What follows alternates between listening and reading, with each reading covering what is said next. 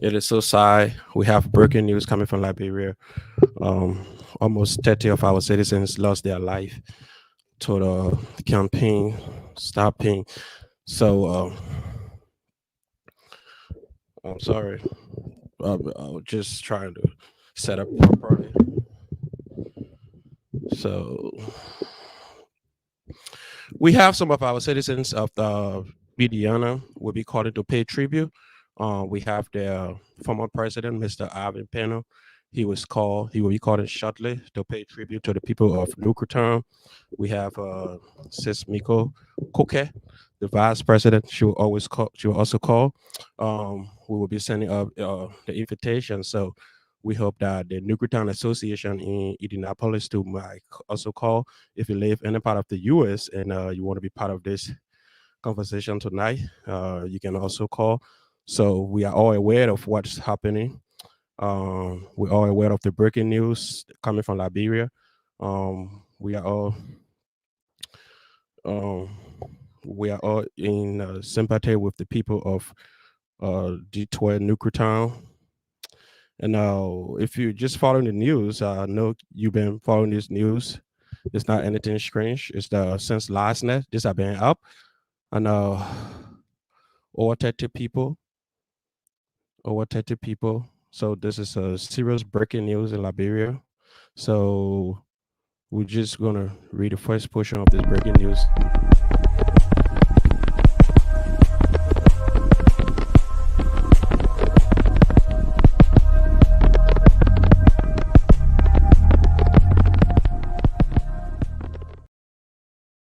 So there's this news now is in front page Africa. It say at least 30 persons are believed to be dead in Nuclear Town during a stampede that occurred during a crusade at the D12 field. And the crusade was organized by the More Grace International Ministries, headed by Abraham Clement. So it is a sad time for every one of us. We know what it takes to lose your loved ones, your family members, and it's just not easy to just accept, but it is the will of the Lord. We will say to those families and those relatives who say take heart. Uh, Normally, uh, it is the Lord's doing. No, those are irreparable loss. And the, the thing about it, you can question God why those things happen. Well, we just want to say it is the word of the Lord. Take heart, take heart. I can say take heart. There's nothing we can do about it. We can try our best. We can cry as much as we want, but some things you can just change it. You can you could they could have avoided it. The security apparatus could have put in mechanism into place that could have avoided the situation in Liberia, but sadly it happens. So um I will be speaking with because there are so many people in solidarities, and one of those persons is Mr. Ivan T. Penner. Uh, we have been communicating, and he said it will be important that people of the U.S., Indianapolis, Indiana, and those that held positions. So he will be speaking to us first, followed by Sis Miko. She's going to represent the Liberian Association of Indiana. So if you're just joining us, this is a breaking news. This is a breaking news coming from Liberia. Um, uh, about 30 people. Can you imagine 30 people? This is a serious national tragedy. So I'm just going to read this breaking news again.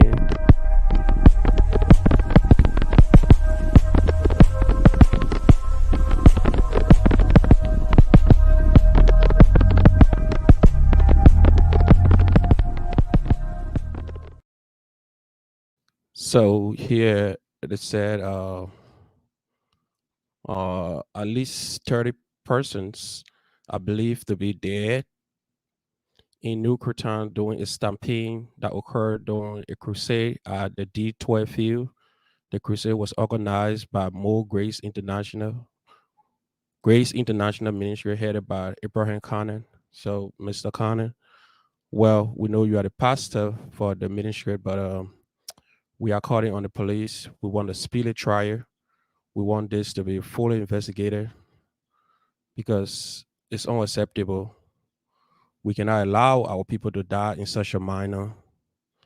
And imagine you left your house, left your children, left your husband, and you just went to Crusade to to talk to God, to petition God for something that you not want to do on a regular basis. Because we all know Liberians, we know what it takes when it comes to serving our God. So this is sad. Well, we really don't want this happening in our country. Before we go too far today, we will have Mr. Ivan Penner. Mr. Ivan Penner gonna just talk to a little. So I'm gonna be bringing Mr. Ivan Penner on. So before I bring Mr. Ivan Penner on, I'll just bring Mr. Ivan Penner on. And Mr. Penner, how are you, sir? I think you got your phone muted. You can have your phone muted, sir. Yeah. I'm doing great. You hear me now? Yes, I'm hearing you, sir. How are you, my dear brother? I can't complain. How you doing too? I feel your pain, man. I know what it takes. It is a sad time for every one of us today. When you call me, I could hear from your voice that you were so devastated to hear such things happen to your people back home. And I feel your pains. I feel your pain. I want to say sorry to all Liberians and specifically sorry to the people of Nuku Town. I know. Thank you for allowing me to come and express my condolence to the Liberian people, mostly the people of Nukutam and the people of Mosorado County and the Liberians at large. Thank you. Uh, Thank you, Mr. Penner. Thank you so much. Go okay. ahead, sir.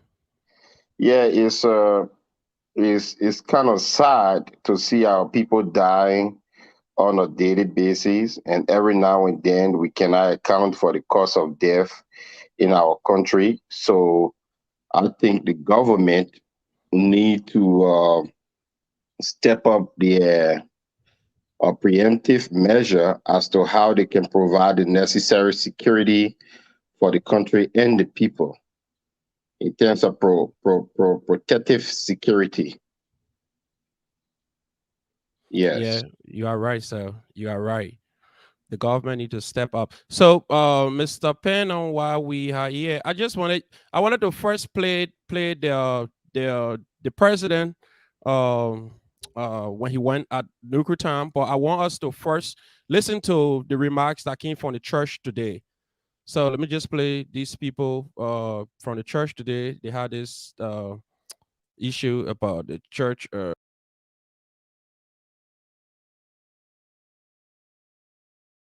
Mission International, World, and the entire membership church and Christian community regret the loss of life after a deluge crusade in the township of Nikru Town outside the nation's capital, Monrovia. Apostle Abraham Krumah, in a statement, said he is deeply saddened by the death of those Liberians, which occurred on Wednesday, January 19, 2022, at about 9 p.m. As we regret such incident, the church is currently working together with the Liberian National Police, who is conducting an investigation into the matter, and the findings will come out. At the same time, we are making all efforts to get in touch with the bereaved families who lost their loved one while seeking the gospel of Jesus Christ. May their soul rest in peace. My name is Bidesco Numatome, Communication Associate of Life Outreach Mission International.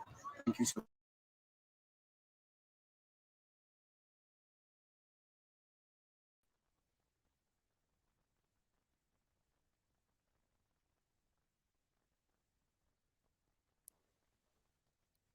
Can you hear me now, sir? Yeah. I can hear you now. Okay. I just wanted you because the reason I invited you to be the first person to speak on these issues because you're from the security background and looking at that kind of proximity that they had with people in last night, looking at the group that they up 2,000 plus people and no photo or security presence at that location. So I know you came to first extend your sympathy to the people, but I just want you to speak about the security implication first as well. So those listening can know that if that was proper or that was the minister wasn't maturely advised when it comes to having a huge gathering with all the security present. I think I listened to the police chief earlier today, and I also listened to the city mayor Jefferson Koji, and they were giving their point of view on the issues. Now, when it comes to security, first of all, you have to take the facility into consideration. What's the entrance and what's the exit? How many capacity can it hold? If that is the case, what's the security measure that is needed to be provided at the time? All of these things supposed to be taken into consideration first before you start to have that large crowd. They are the same token. I think we have COVID, and there are several measures that have been put into place in terms of preventive measures. If whether they took the COVID rules or guideline into consideration too, in order for them to capacitate the area, you also have to look at that. And then when it comes to the situation of which we had at hand, which of course they say was the deprived youth or the Zoko that went there, you want to also take into consideration because when you do a video view of most of the corpse that we now have, you will not see any bruise and any harm, bodily harm on these people. So how did these people got killed? All of these things should be taken into considerations, and it comes with thorough investigation. Now, what would be my advice to the security apparatus is we should put forth a more preventive security measure into our country because our police system is reactive. And secondly, the people have a lot of disregard at a higher percentage for our police. So one, you have to use the citizens themselves to, how you call it, for them to implement that preventive aspect of their own safety so that they will start to care for themselves before even the problem occurred.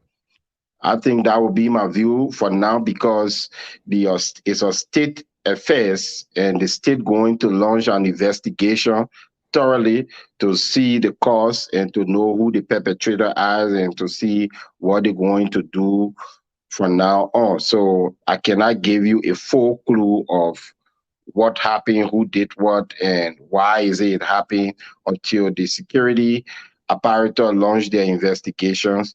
I think I will just give you a preview of what should have been done and going by the ideal guideline that the country have in place.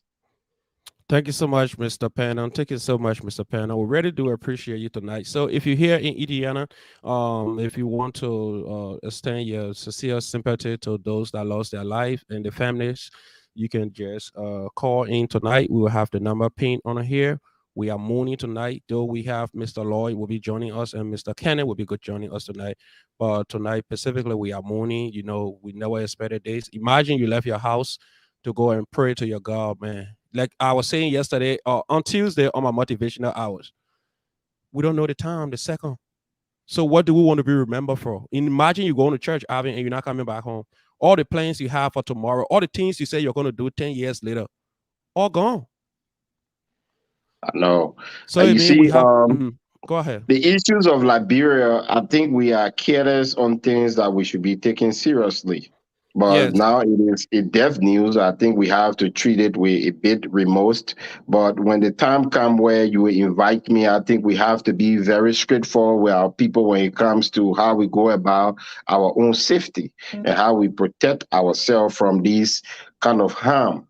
You understand? Because if we know any better, I think we should start to or popularize these or how you call it ghettos and create a concentrated benefit that can impact these people directly, that will or dissuade them from the constant habit of harming people and their own family members and all of these things. So the government needs to come up with a complete strategies as to how they can focus on this group of people, because it's a complete terroristic act. If you cannot feel safe, even at the church level, if you can't even feel safe, I don't know where you feel safe. Because when we talk about just the home, you build your house, you can't even open it for cold breeze because you're scared that these people will come and harass you at night.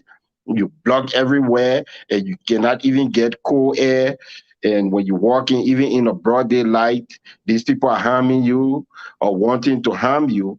All of these things are not called for in a country that is moving towards development. And we have to be very serious and realistic and frank with our fellow men, because we cannot come or bend places around the world in which we don't experience these things. But taking time to go back home to have a positive impact, and you will be constantly harassed and terrorized, and even your own people you live with, you have complete disregard for their life. That's not the way forward. So So I yeah, think, go ahead, yeah, go Mr. ahead. Penner. So No, you go ahead, sir. I wanted to ask you a question. What do you make of the complete disregard of the rule of law in terms of implementation when it comes to the police following regulations that were set up by the Ministry of Health? Because the Ministry of Health said their regulation was, the Ministry of Health regulation states 50 people are not allowed to gather outdoor, and such gatherings should not go beyond 11 o'clock p.m.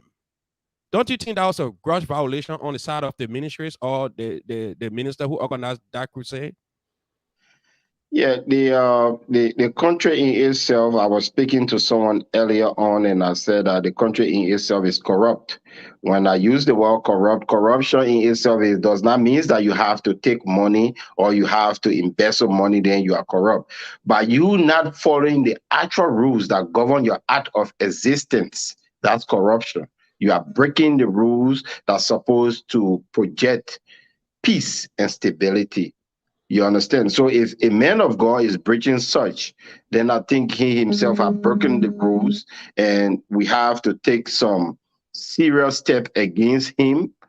And the state in itself have to take serious step against such act, because one thing you have to do is to take responsibility to protect life and property. It is spelled out in the Constitution. So if the state is unable of doing the first step, I don't know which step they will be properly equipped to undertake. And the security aspect of our country is weak, is very, very weak. We continue to have news that is not encouraging when it comes to the protections of life.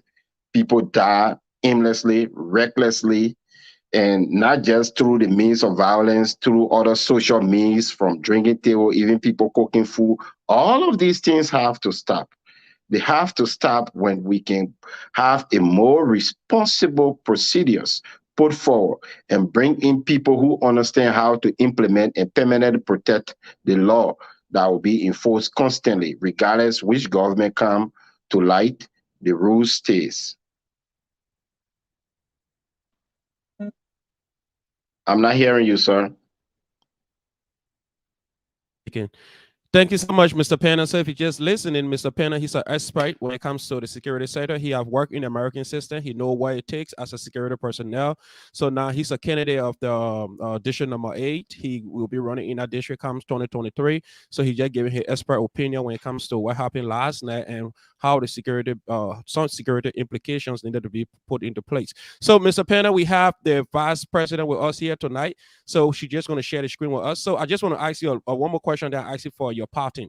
So, Mr. Penner, when you look at what happened last night again, because I stay going back to last night, because I was sitting and just doing a thorough investigation as to what happened last night. And I noticed certain things happen, and I discussed that with Sis Miko today earlier on. I noticed a lot of people die because of fear. Because when you listen to the news first, I was up when I saw James Goode Flomo had a recording in Nuclear, and I saw people panicking. And later on, this morning when I got out, I went to see the actual corpses, and I really thought I was going to see bruises or knives or colices that people been chopped, but I saw there was no mark and everything. So I felt people die from a lot of suffocation, just fear and just running over each other. How from your perspective, the picture that you saw, what really you think happened there? Good evening, Madam Vice President. Good evening, Mr. President. Thank you. Mr. Yeah, Former President, thank you. yeah, no problem. You're welcome. But Mr. Logan, answering your question, I don't want to be presumptive, That's true because and we it's still have to fresh be on the more memories. we have to be more factual when it comes to these things because we're speaking of life here, and it may reoccur and continue to occur if we don't take care. And I That's think moving forward, what the police needs to do is to make sure they barricade that place and treat it as a crime scene for now. And that's one of the reckless approach Liberians and his police apparatus always use when crime like this occur. They treat it with no regard. Before you look today, tomorrow, that place is free for people to walk. They have to investigate that crime scene to see what was the cause, what was the item that was used. If these people did not use weapon to take the life of these people, if whether it was chemical use, how was the entrance, if there was a force, which way did the people went? You understand me? What was the exact number at that place? All of these things have to be taken into consideration. So the police themselves, or the detectives, or the investigators, probably in our term is the CID, they mm-hmm. need to go there and do their own thorough investigation so that we can come up with a more accurate report rather than a presumptional or presumptive or a hearsay analysis. Thank you so much. I like how you always being so careful when it comes to these kind of matches. I really do appreciate that. I will try to push your leg, but I like how when you so careful and you choose your words very carefully because you are a leader. You don't want to say something to somebody who you fully accountable for those kind of reckless statement that people just start to blot up. Thank you so much for joining us. We have Mr. Samuel Law. He will be sharing the stage with us tonight. We are supposed to have a conversation with Mr. Samuel Law and Mr. Law. Welcome, Mr. Law. Welcome to the Logan's Hour. Yeah, thank you. I appreciate it. So happy and glad to be with our President Emeritus and our Honorable Vice President present. So happy Thank you. to also be on your show, Logan. Thank you, Mr. Law. So the president only came in to just pay his tribute to the people of New Town. The vice president as well came in to pay her tribute to the people of New Town. Then me and you will have the stage here tonight having our 1 hour conversation. So, Mr. President, can you just go ahead and just give all your parting info? Go to the vice president, please. Okay, Mr. Lloyd, good evening and nice seeing you again. Yeah, my condolence to everyone in studio in the first place is the Liberians affairs are large. And then before we talk about the specific in terms of the Morsorado County and Nukutan to be direct or exact, Mhm. my condolence, my sincere sympathy to the family, and my condolence to the nation and the government. I urge them to do what is appropriate so that we continue to save life and safeguard our people. So that said, I thank you for the invitation, and I'm always going to be around to participate into national affairs and affairs that concern the well-being of our people and the need for solution. Thank you. Thank you so much, Mr. President. Thank you so much, former President Alvin Peno. Because every time I say Mr. President, I see the vice president can be like, I know former before they president. see that, we'll come in over you, right? Thank you so much, Mr. President. Thank you so Yeah, much. Really thank do you, thank you, appreciate it. thank you. All right, thanks. All right, so Sis Miko, welcome to the Logan's Hour. Thank you. Thank you Yeah. once again. I'm happy. I'm honored to be on your show. It's a privilege every time I'm here. So I'm really grateful. And I'm also very thankful that we have this platform to extend, our thoughts to those that we want to reach out to. So it is a privilege. I thank you. Hello, Thank Mr. Pastor Law. thank you, thank you, I thank you will, so and much. I'm VP. Hi. Can you guys hear me clear? We Yeah, are hearing you. We are yes. hearing you. So, if you just joined it or you are on the Logan's Hour, we are on Facebook and we are on YouTube. When you go to YouTube, you just put in Logan's Hour. You can just watch it on your TV if you don't want to keep using your phone. So, before we go to Sesame, go to just sympathize with the people of New Town. We would just read the breaking news because it have been breaking news since last night. So, we were just gonna read what front page after.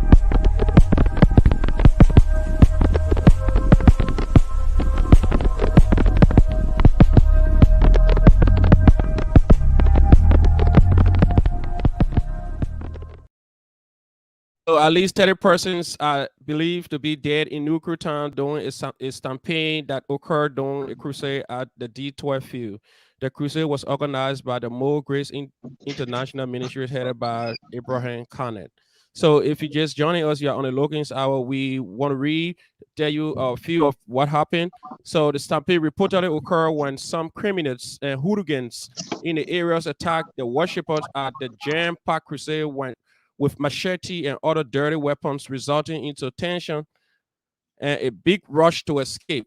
So those who died include 17 women, 11 children, and 3 men. So this is a real sad time for us, Mr. Lloyd. I know you from the ministry. This is a real sad time for you people. I know how you feel. Imagine Mr. Lawley from Liberia and go have a crusade, a real jam-packed crusade, and something happening in this minor. Imagine how you're going to be feeling, how your wife going to feel, how your friends, your family, because there are a whole lot of misconception out there. People do not want to know the facts anymore. People already know how we Liberian feels when it comes to God. We can be hungry and still go to worship. When it comes to worshiping, it's part of us because we were built on the Christian principles. We normally go to crusades. Those are normal things for us. So before we go to Sis Miko, I just want to ask Mr. Law, first of all, when it comes to the issue when it comes to crusade, do you people go and seek government permit before you have crusade? Unfortunately, no. Okay. Especially if most often when the crusade is now on the main street, or if they want to use like the football field, Mm-hmm. then they go ask the government. But if you are using a public place where you don't need anything to pay for, like the fee there, the T12 fee, Mm-hmm. it was just I think what I gathered from some friends back home, they just asked to use the place. Yeah, and again, let me start with by saying our condolences to the family, the Piri family. Day is a national tragedy that we all, one way or the other, are affected. And my heart also go to More Grace Ministry, because you, the pastor, and all the officials have something. At the end of the day, it turned out to be, after the service, everything went well. Then just to leave the place and then all these things happen. My heart's already to the Grace More family, the prophet, the Reverend Abraham Krumah, and the rest of the guys at More Grace Ministry. Thank you so much, Mr. Law. So we're gonna go to you, Madam Vice President. Can we just hear your tribute, sir, Madam? Well, once again, I just want to say thank you, and thank you to Pastor Law and everybody else that have come to express their condolences. As for me, I'm still trying to, understand what happened. I know you've talked briefly about it, but I'm yet to, understand the full story for myself and see, who were involved, what exactly happened, how it happened. And I'm sure that's something that will unfold as times goes by. But at least what we know at this time is, many lives were lost. Innocent men, women, and children, they went to their place of worship. And Mr. Logan, like you rightfully said, our country, Liberia, was built on Christian principles. And we try to uphold that, because that's our belief. So it's really disheartening when people gather to, express their love for, the God we believe in and share our faith in. When these type of things happen, is that you don't know where to start and you don't know how to really, analyze and see why things like this happened. But at the end of the day, it's just really sad. And on this platform, I just want to say on behalf of LAII and its members. We sympathize with those. So the family of those that were involved in this very, very terrible act. And especially to those in our community, we want to say, if your family were involved, please call us and let us know. This morning, I made some phone calls trying to reach out to people that, I thought maybe their family lived in that area, but, I talked to few people and maybe I didn't get to talk to everyone. So this is an open invitation. If you live in this community and you're affected by this, one way or the other, please reach out to us because we don't know who live in that particular area. But Liberia as a whole, is hurt. And I know every Liberian around the globe is saddened by this very, very, careless act. So I just want to say to our people in Liberia and to everyone who is also impacted by this, the Liberian Association of Indiana sympathize with you deeply. And I also want to say this because to the men and women I went to church, these are people of faith. The Bible said it's, this, we will have trials and tribulation.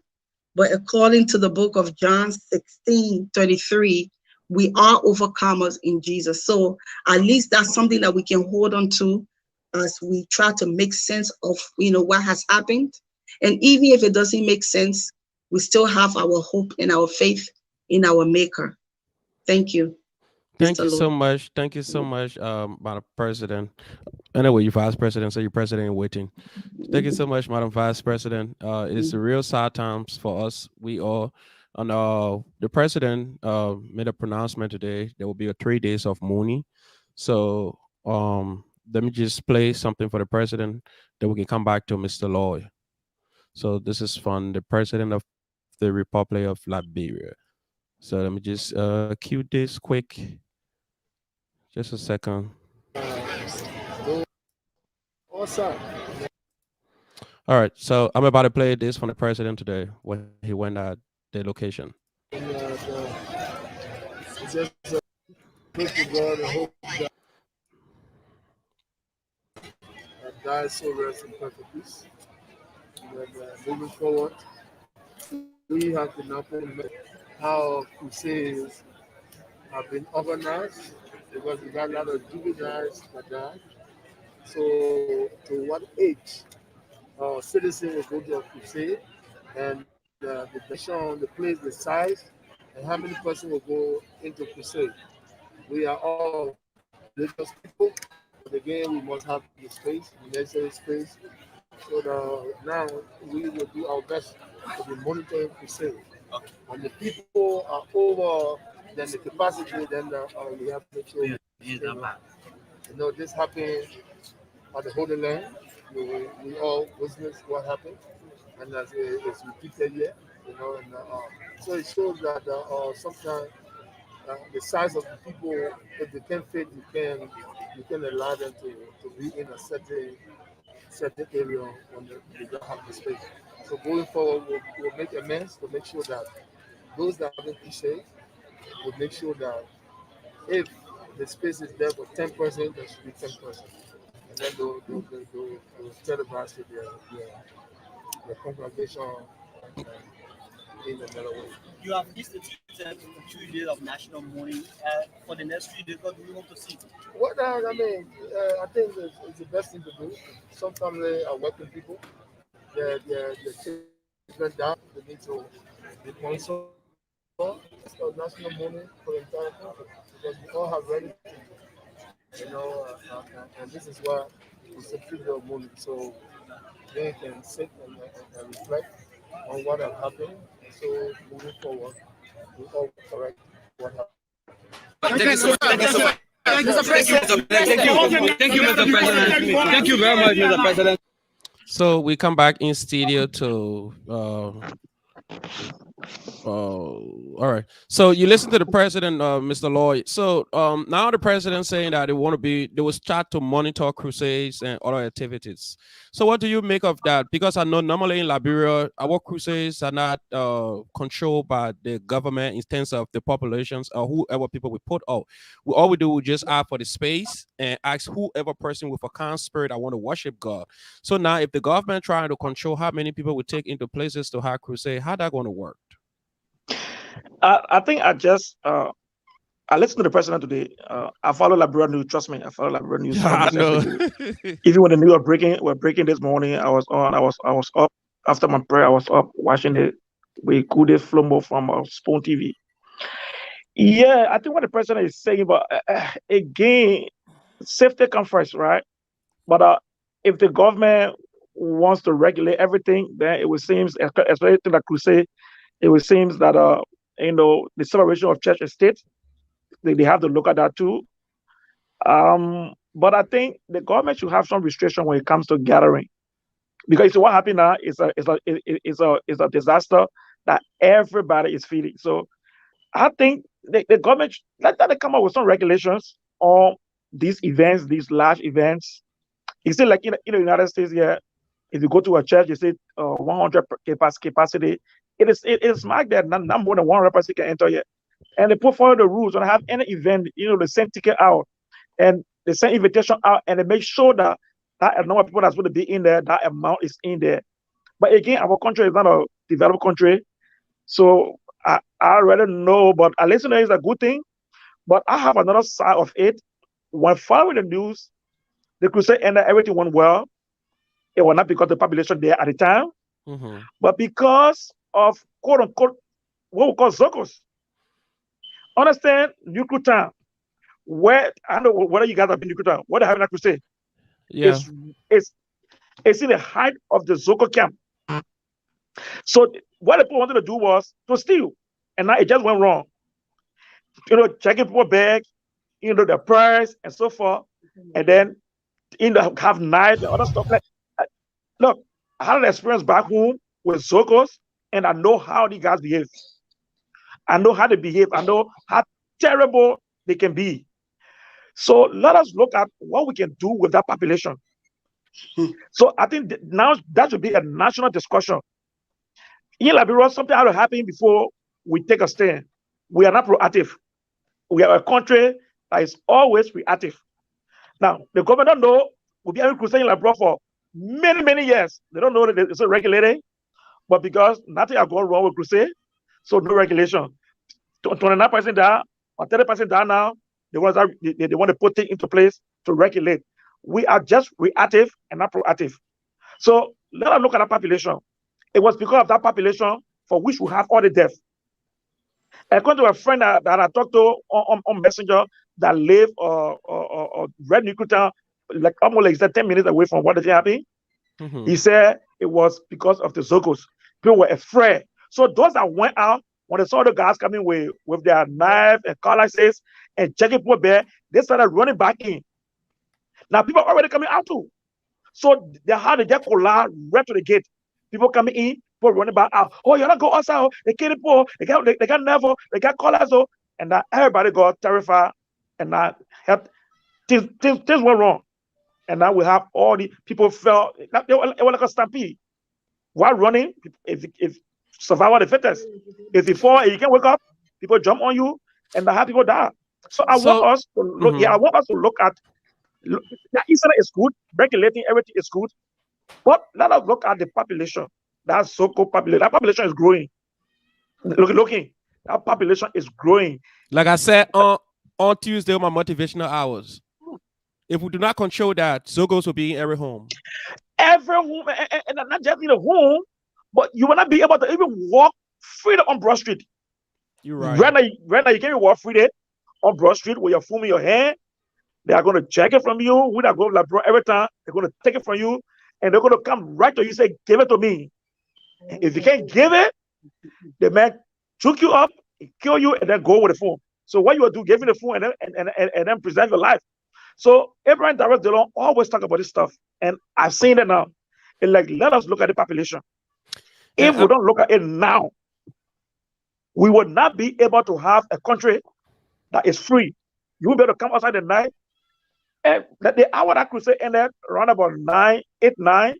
Man, like Moreover, man, you could go out and walk around, but you see what's Now it happening? can't happen. It can't happen. So we have to really look at it. Let be a national concern. Let be a Yeah. national concern now.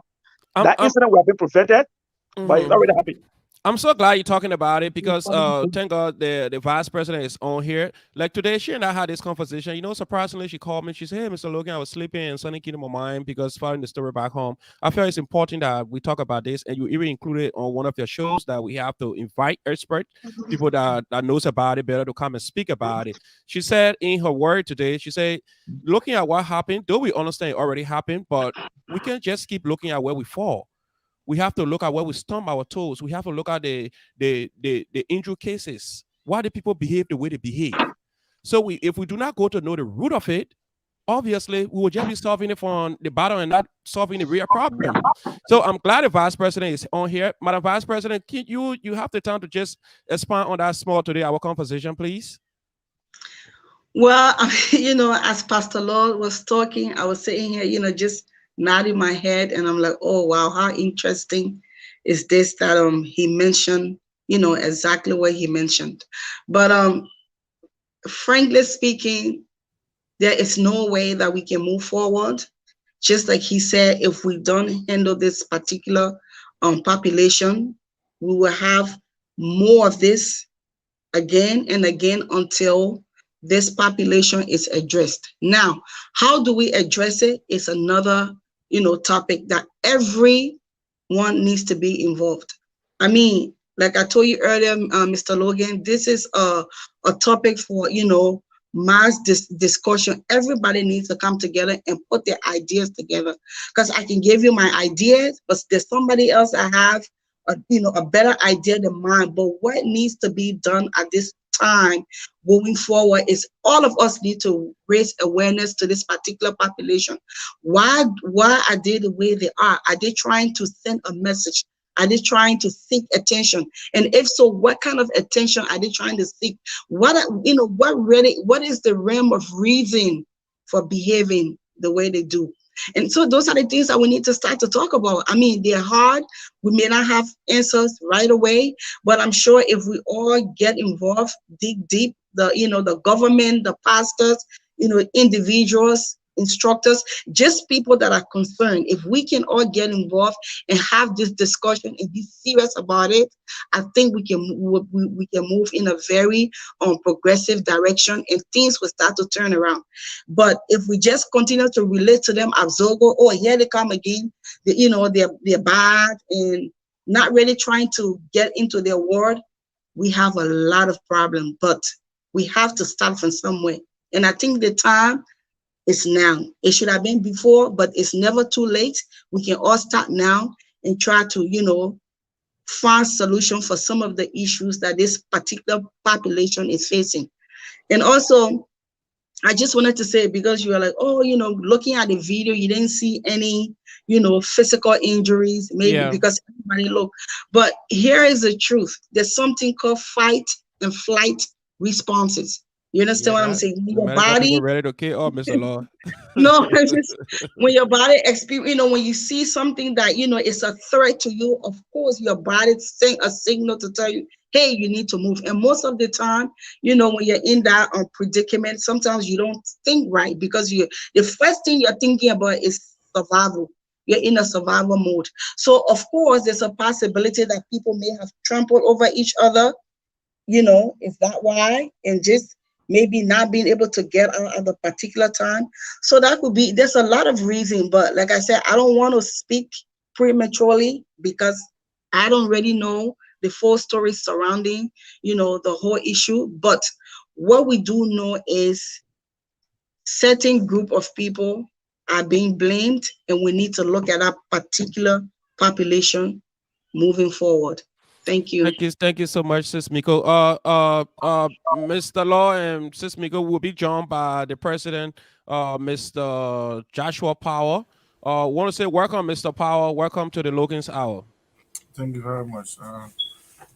Good afternoon, ladies and gentlemen. My name is J. Joshua K. Powell, and I'm here in Ohio, Colomar, to be precise. Thank you. You're welcome. Thank you so much, Mr. You're welcome, Brazil. Thank you so much, Mr. Powell. So, Mr. Law, I'm sorry that your hour, we will just have this conversation because it is a serious issue right now, and we can just avoid before people think that we are insensitive to what's happening back home. So I'm encouraging everybody to be part of this conversation. I even sent a link to the Nuclear Town Association in town here. They can join the panel too. At least let's sympathize with the people of Liberia. Let them know that we are in prayers with them. They shouldn't just say that what's happening to them. We are here chewing chicken and not thinking about them. We are in prayers with them. I was communicating with somebody who will join us shortly. He's in town here. His name is Hoti Pamo. He said his when you look at the comment section, he said my kid and their mother was at the crusade as well. So I sent him the link to also come and share his light on that as well. So Mr. Powell, I want to say welcome again. So Mr. Law, we will just turn to you to just maybe you want to add to what Sis Mika was saying. Yeah, I think what the VP was saying, it make a lot of sense. And since the incident this morning, I've been thinking on the population, we need to do something. And as you said, it had to be a national stuff. And national, everybody had to be all go hands on deck. Everybody coming with the idea how we can tackle this population, what we can do so that the population can be rehabilitated. Whether we can build somewhere and carry everybody there and rehabilitate there and then reintegrate them into the society, we have to do something. Yes. If we just let it be the way it is, and especially Liberia is not like that, where you get light all over, especially in Yucatan, where certain part of the street is very dark. Even if you watch the crusade, when they turn the light off, that whole place is just like a hell. So we need to, as you rightly said, for me, I follow the news. I call friends back home, and they explain. As I said, I talked to somebody that is 4 minutes, like 10 minutes away from the site where the incident occurred, and he gave me a own story exactly what happened. So, hey, probably I'm a behavior therapist, but looking at what's happening there, we need everybody. And the Brazil too get a lot of vast experience when it comes to such a population based on our own study, and we all in the same area of studies. So, but probably we can take another time we come and we can be able to provide solutions and what we can do as people to tackle the population and be able to make sure that everything works well and that we reintegrate them back into society. And then just observing them and trying to ignore them. I have to say they don't exist. They do exist. Thank you so much, Mr. Law. So we would just welcome Mr. Hoti Pamo. He had his wife and his kids. They were at the crusade as well. So Mr. Pamo, want to say welcome so much. Welcome tonight to the Logan's Hour. Yeah, I want to say thank you to all, and thank you for affording me time. Yeah, let me just make some clarity. My kid's mom. Oh, your kid's mom. I'm sorry. I'm sorry about that. Sorry. Don't put me in a situation I didn't handle. I know, Mr. Palmer. So before we go back to Mr. Palmer, we will just turn to Mr. Joshua Powell to just have just a word of encouragement to the people that lost their family members in Liberia, just to sympathize with them first before we go to Mr. Hoti Palmer. You are muted, Mr. Powell.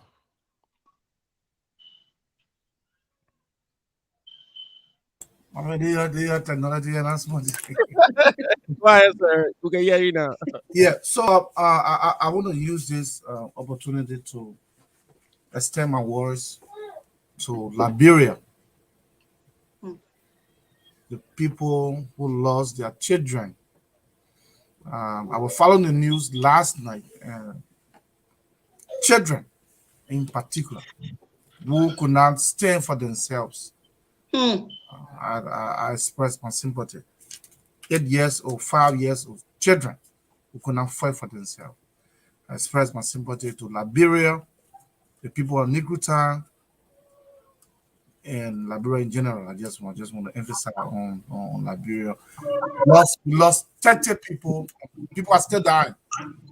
for the fact that redemption is not even up to the text. People are still counting. We are still counting. We are very much broken. And as the discussion go on, we will let our points and how we feel about this situation. Thank you. Thank you so much, Mr. Joshua Powell. So if you see on the screen, we have been joined by the CEO of Assure Residential and Consulting, Mr.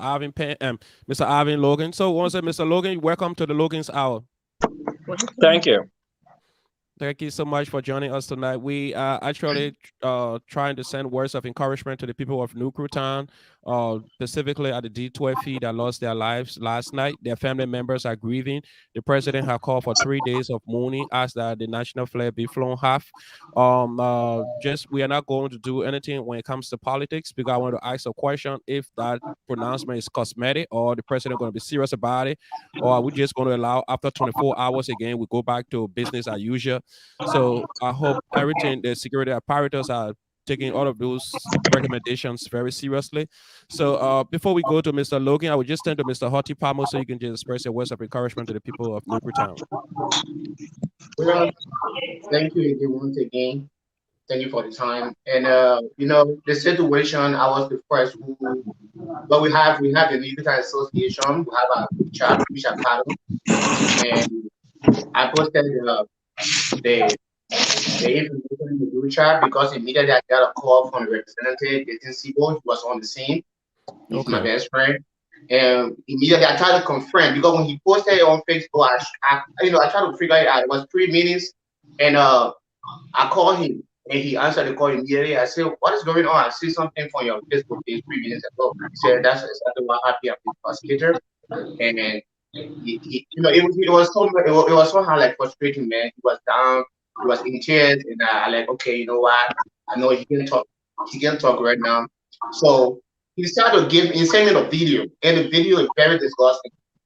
He sent me the video because while we were talking, he came down like being like, not being stable. So he sent me the video to believe exactly what he said. So I said, wow. I posted it there. I did a post in our group chat, the Nikitan January group chat, and immediately I put it on the LAI chat too. So I myself, within that area, they have to say there where my kids' mom stayed, the way she lives, and she's the kind of person who really like, going to that places, that kind of, things. So I believe my heart breaks directly. I know that my kids will be there because their mom will take them there. And when I saw the video with the babies, the kids, my heart, I was having a sleep at night, my brother. I've been all calling from one place to another. I called all over in the time to make sure as to whether my kids were that part of it, because I couldn't stand it. The kids, some of them were forced by their parents. Let's go to church. Let's go to crusade. They didn't make up. They was not the one who said, "Mama, let's go to crusade," or "Papa, let's go." They were forced by their parents. I didn't leave you home. Let go. So they went there and this for them, and then later that part of the we had a football club called it Bofa in Nikutan. She was found dead. Yeah, she was found dead. I saw all these things. It really shocked me. And this morning when I woke up, I started to receive that calls to make sure my kids are all okay. And we talked to the mother. She said yes, I was there, and she was able to use the other ride because she knows that whole area to get outside with the kids. There's a little hole on the field, the fence. They get a little hole there. People usually use to get on the field. That's the area she forced. A little small area she forced. She went there with the kids and how she and the kids survived. But a lot of people I knew got wounded. 17 people, they were able to stabilize them. They are still at the hospital right now based upon the information I got from one of the nurses at the hospital. She said, yes, 17 is stabilized. But the rest of the people, we couldn't be able to take care of them because they actually people step on them. Some of them died from the stairs. Some of them can control their necks and all of things. So that was the situation, man. And there's something like we need to really work towards that. We need to actually make Mr. Logan, you need to actually carry out some PRO regarding this thing. I listen to Pastor Law. I listen to Pastor Law talk about direct. They don't always say this thing because the population is increasing. that becomes a serious harm for our people in our country. That's why we ourselves too. We are in America. We sometimes go to Liberia. We can watch your back. Once they outside let, we should also we all can be a bit of one these days. So that's my little take, man. I know I tell God thank you for my kids and their mother, and also my heart is beating for those who love their loved one, during the process. So thank you so Thank much. you, That's my little take. thank you so much, Mr. Palmo. That's why I volunteer my service to every Tuesday to just make it a motivational hour to talk to a young person and talk to that young person who feel they have lost everything. You saw on Tuesday, I was so emotive. I was explaining my story and I burst out, started crying. Can you imagine? I was 15 years old when I left my parents' house and decided to go and find my future. And it was a little tough one, but I stood fast. I thought different. And today, this is who I am. I'm here to mold the minds of young people. I'm here to give young people a change of mind. Because you don't have it today, it doesn't mean you're just going to make permanent decisions for the temporary problem. We can be better. Drugs is not the way forward. So before we go to Mr. Logan to come in and just show light on that, if you're just following us, you are on the Logan's Hour. If you don't know what's happening, there's some breaking news. So let's read the breaking news for you.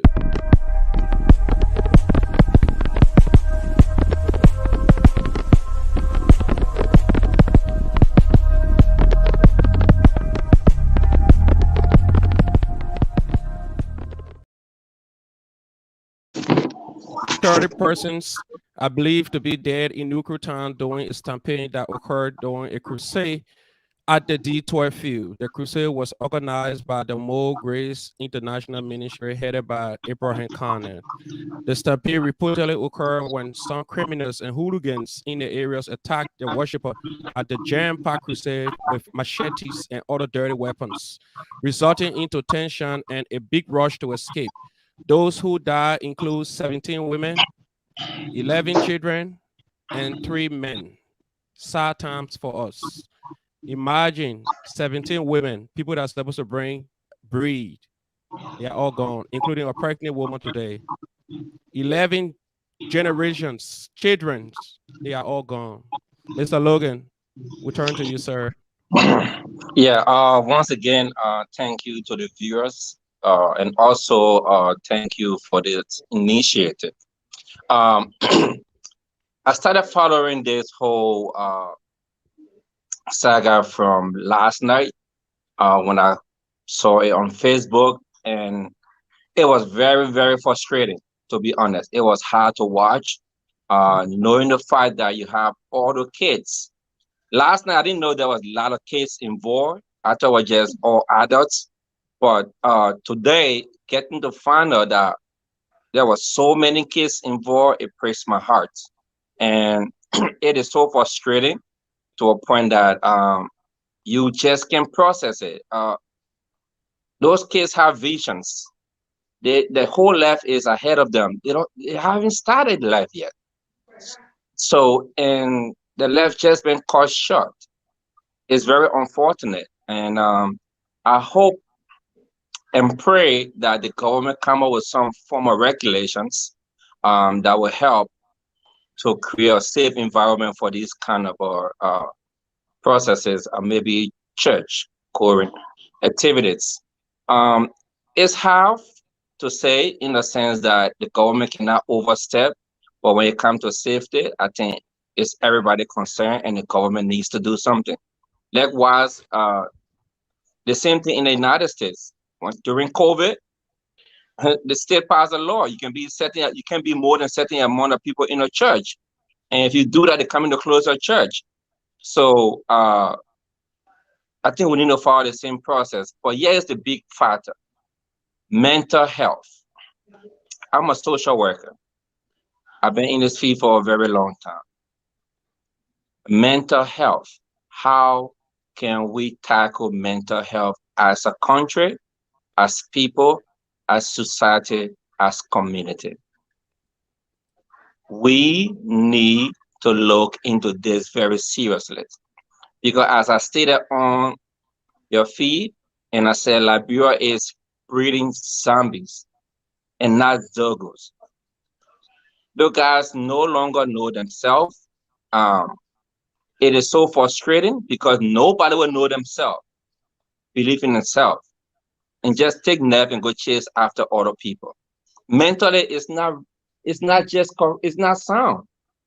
So you know that something is affecting that individual mentally. It's mental health. Some people that know themselves will not do that. People that in a sound mind will not do that. So how can we, as a people, Liberians, how can we get involved to see how best we can contribute towards that process? Because this is going to affect every single household in Liberia. I can tell you, my family were affected twice. Luckily, one of them was able to escape out of it, and another one is still going through rehab. It's difficult. Liberia nowadays, every household is going to be affected if the government doesn't put its foot down. And they have to come up with some tough regulations. I know there will be a lot of politics around this. There will be people that say, oh, you're violating people's rights. And how can you move people from one place to another place? It's not fair to them. But they have to come up with certain kind of programs that will not just be one big jailhouse. They have to break this thing down into different units in other communities, like we do today.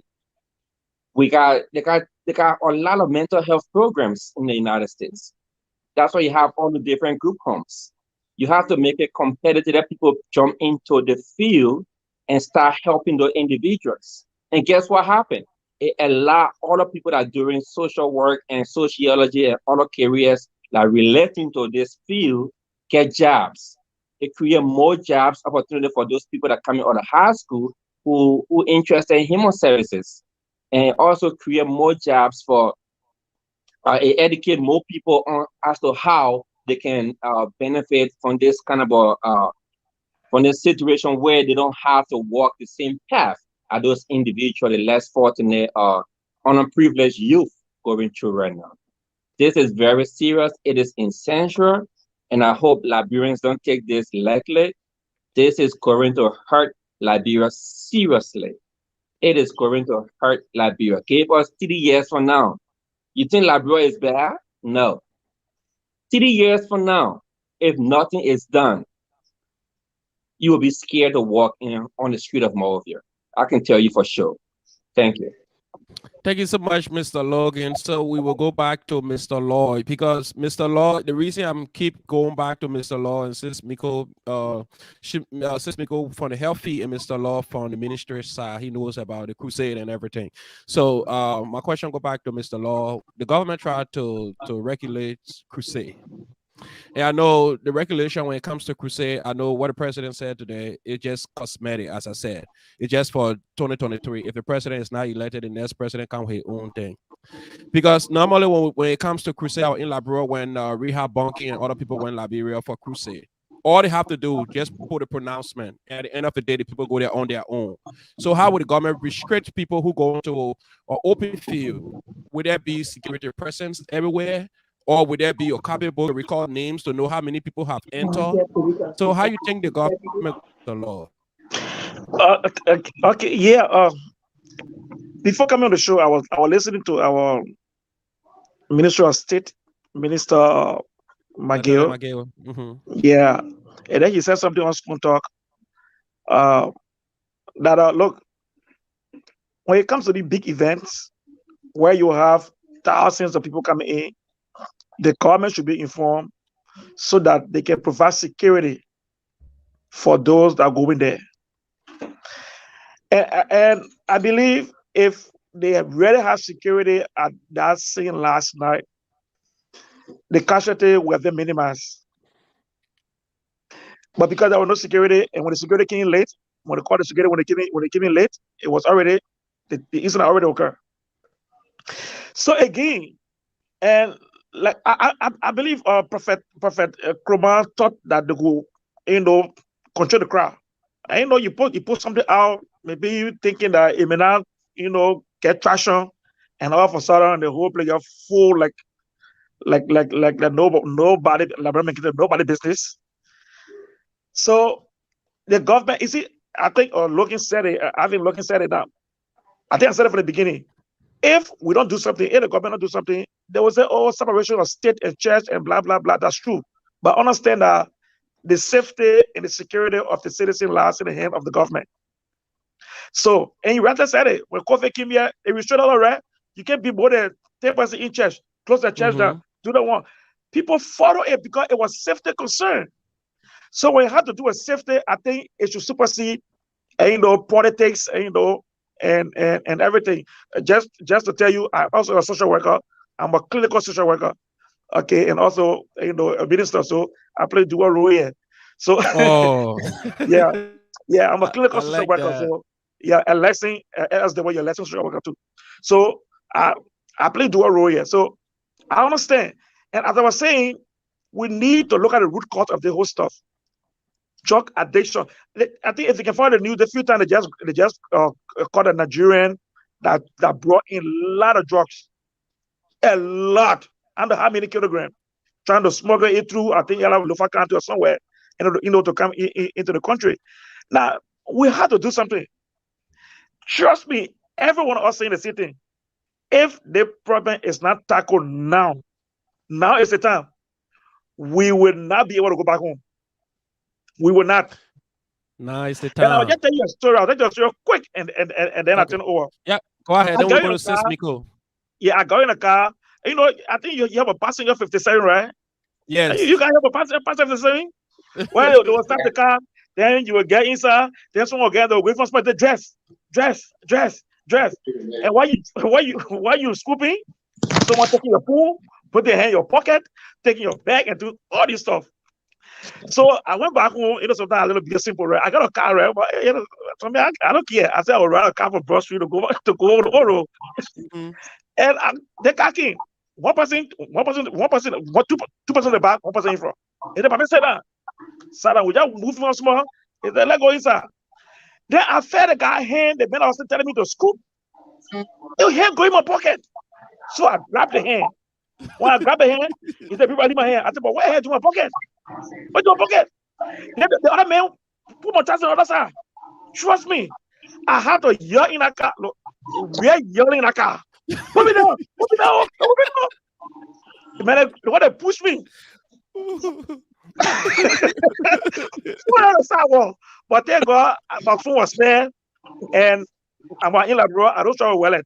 My phone was spare, and I just tell God, "Thank you." And I called my dog and pick me up.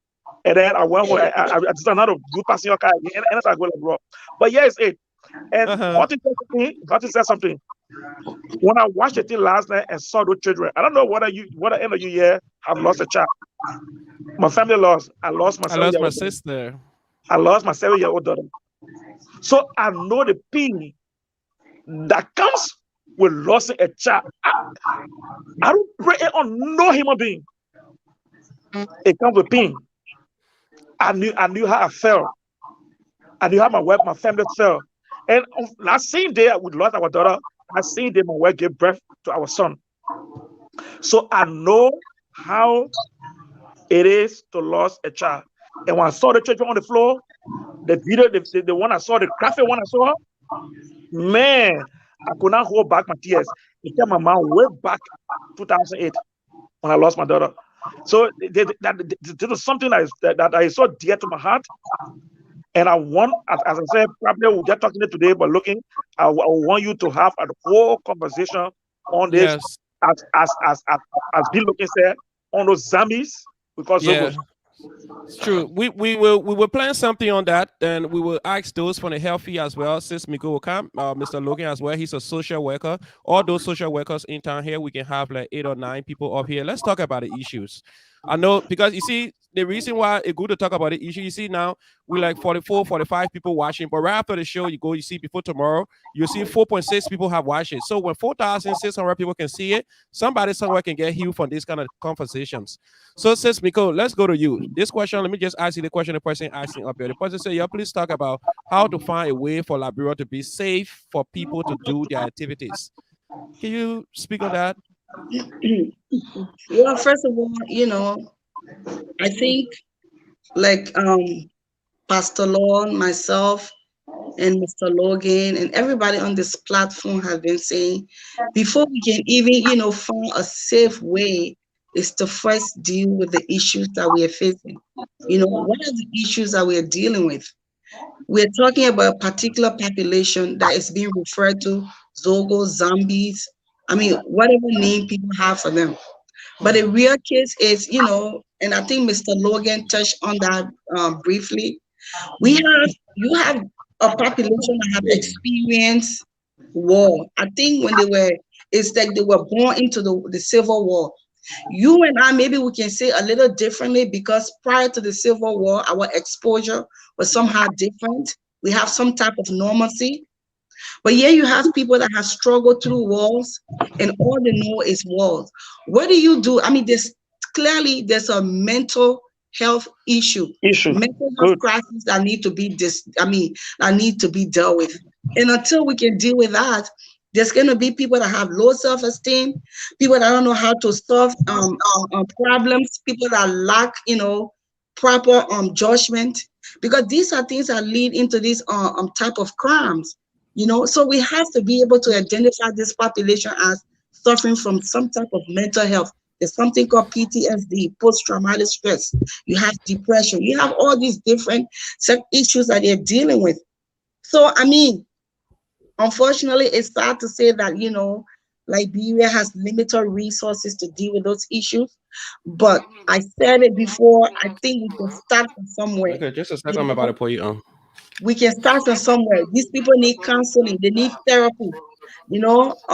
I am a mental health nurse practitioner, Okay, so just a second. I also diagnose and treat people that have mental health, with medication or whatever, whether it's substance abuse. But this is a big thing. I mean, we're talking that maybe it may come across simple, but this is not a one day, it's not 1 year, it's not 2 years. I mean, this is gonna be something that we will battle with for years to come. Just like everybody is saying, we need all hands on deck.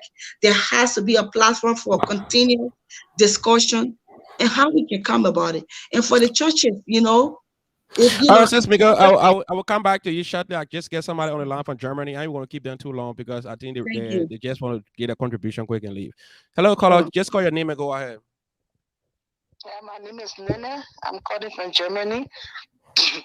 I just want to let people know about these children they call Sokos because I'm into them.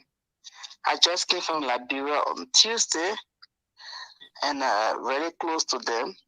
I got the group that are close to the right opposite the football field, the stadium. And I think about these people that people don't know because people are afraid to go there, so they really don't know about them. And I just want the Liberian people to know I am so close to them till they have brought all the drugs. I know everything, how they take it, how they use it, how close I am. I even know when they need it, when in the system, when you're out, I know everything. I'm so close to them because I got one of them up. I went for 3 there, but 2 went back. Only 1 is clear today. I want the Liberian people to know these children that you call Zogos, they are organized more than the police. They are so organized to the point where they have their own leadership there. And they are everywhere. And then I want the people to know the police that are doing drugs, once they enter the Zogo camp, that the uniform cease immediately. Wow. No policemen that enter Zogo camp to take his drugs will be recognized as a police. He cannot function there as a police because they are too organized there. They have control of everyone there. So the government need to know how organized these children are. And everyone you see down there that they call Zogos, they are divided into different groups.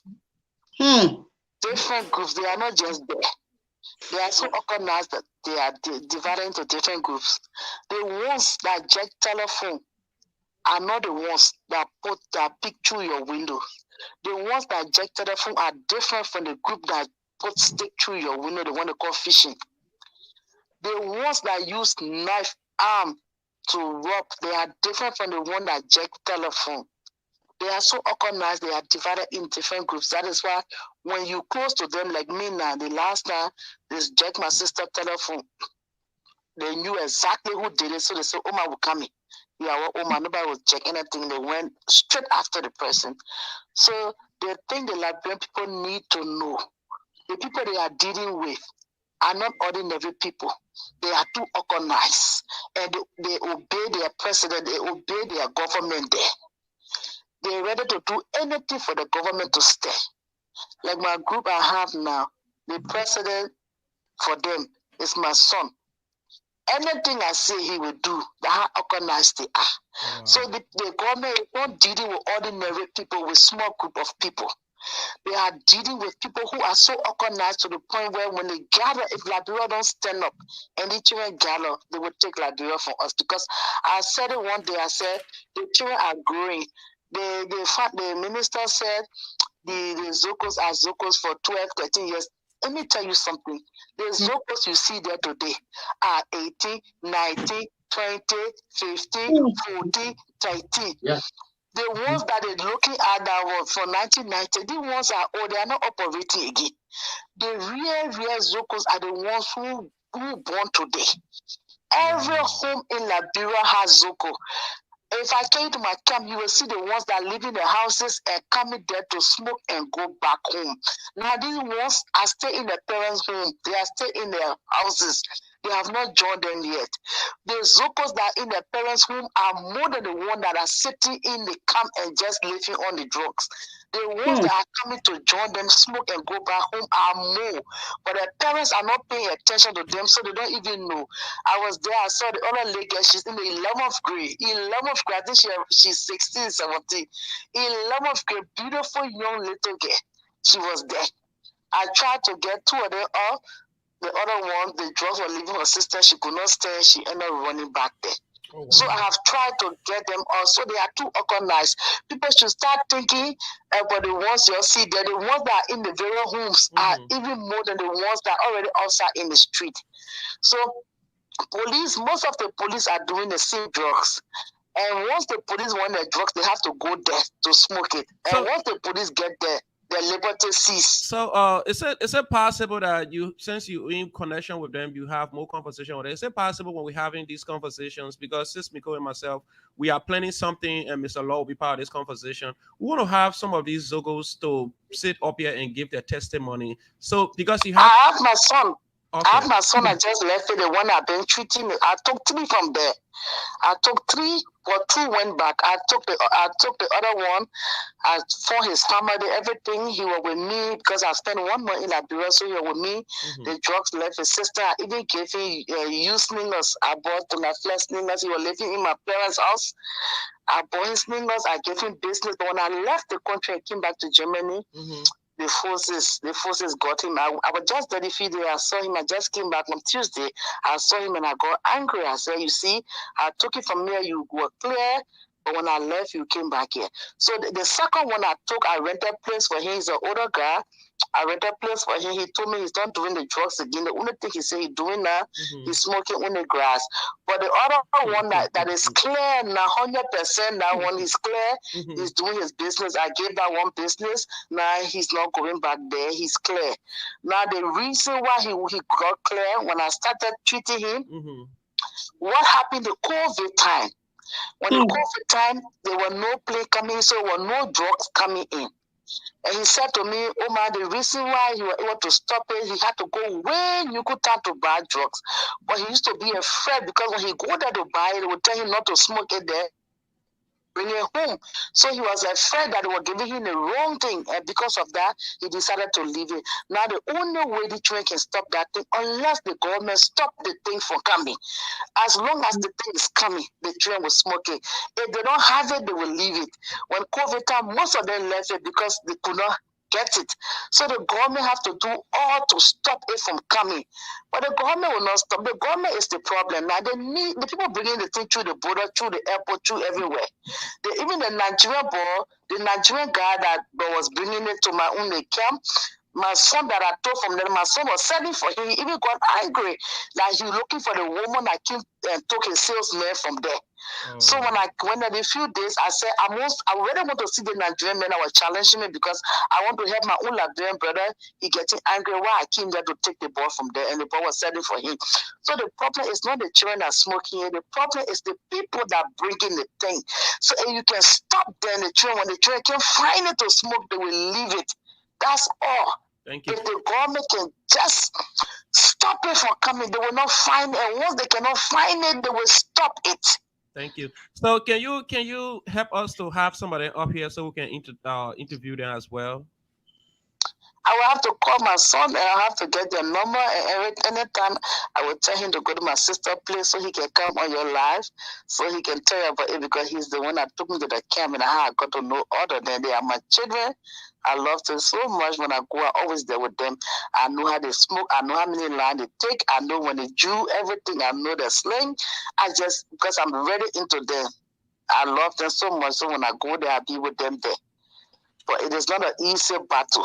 The whole country have to stand because they are in every home right now.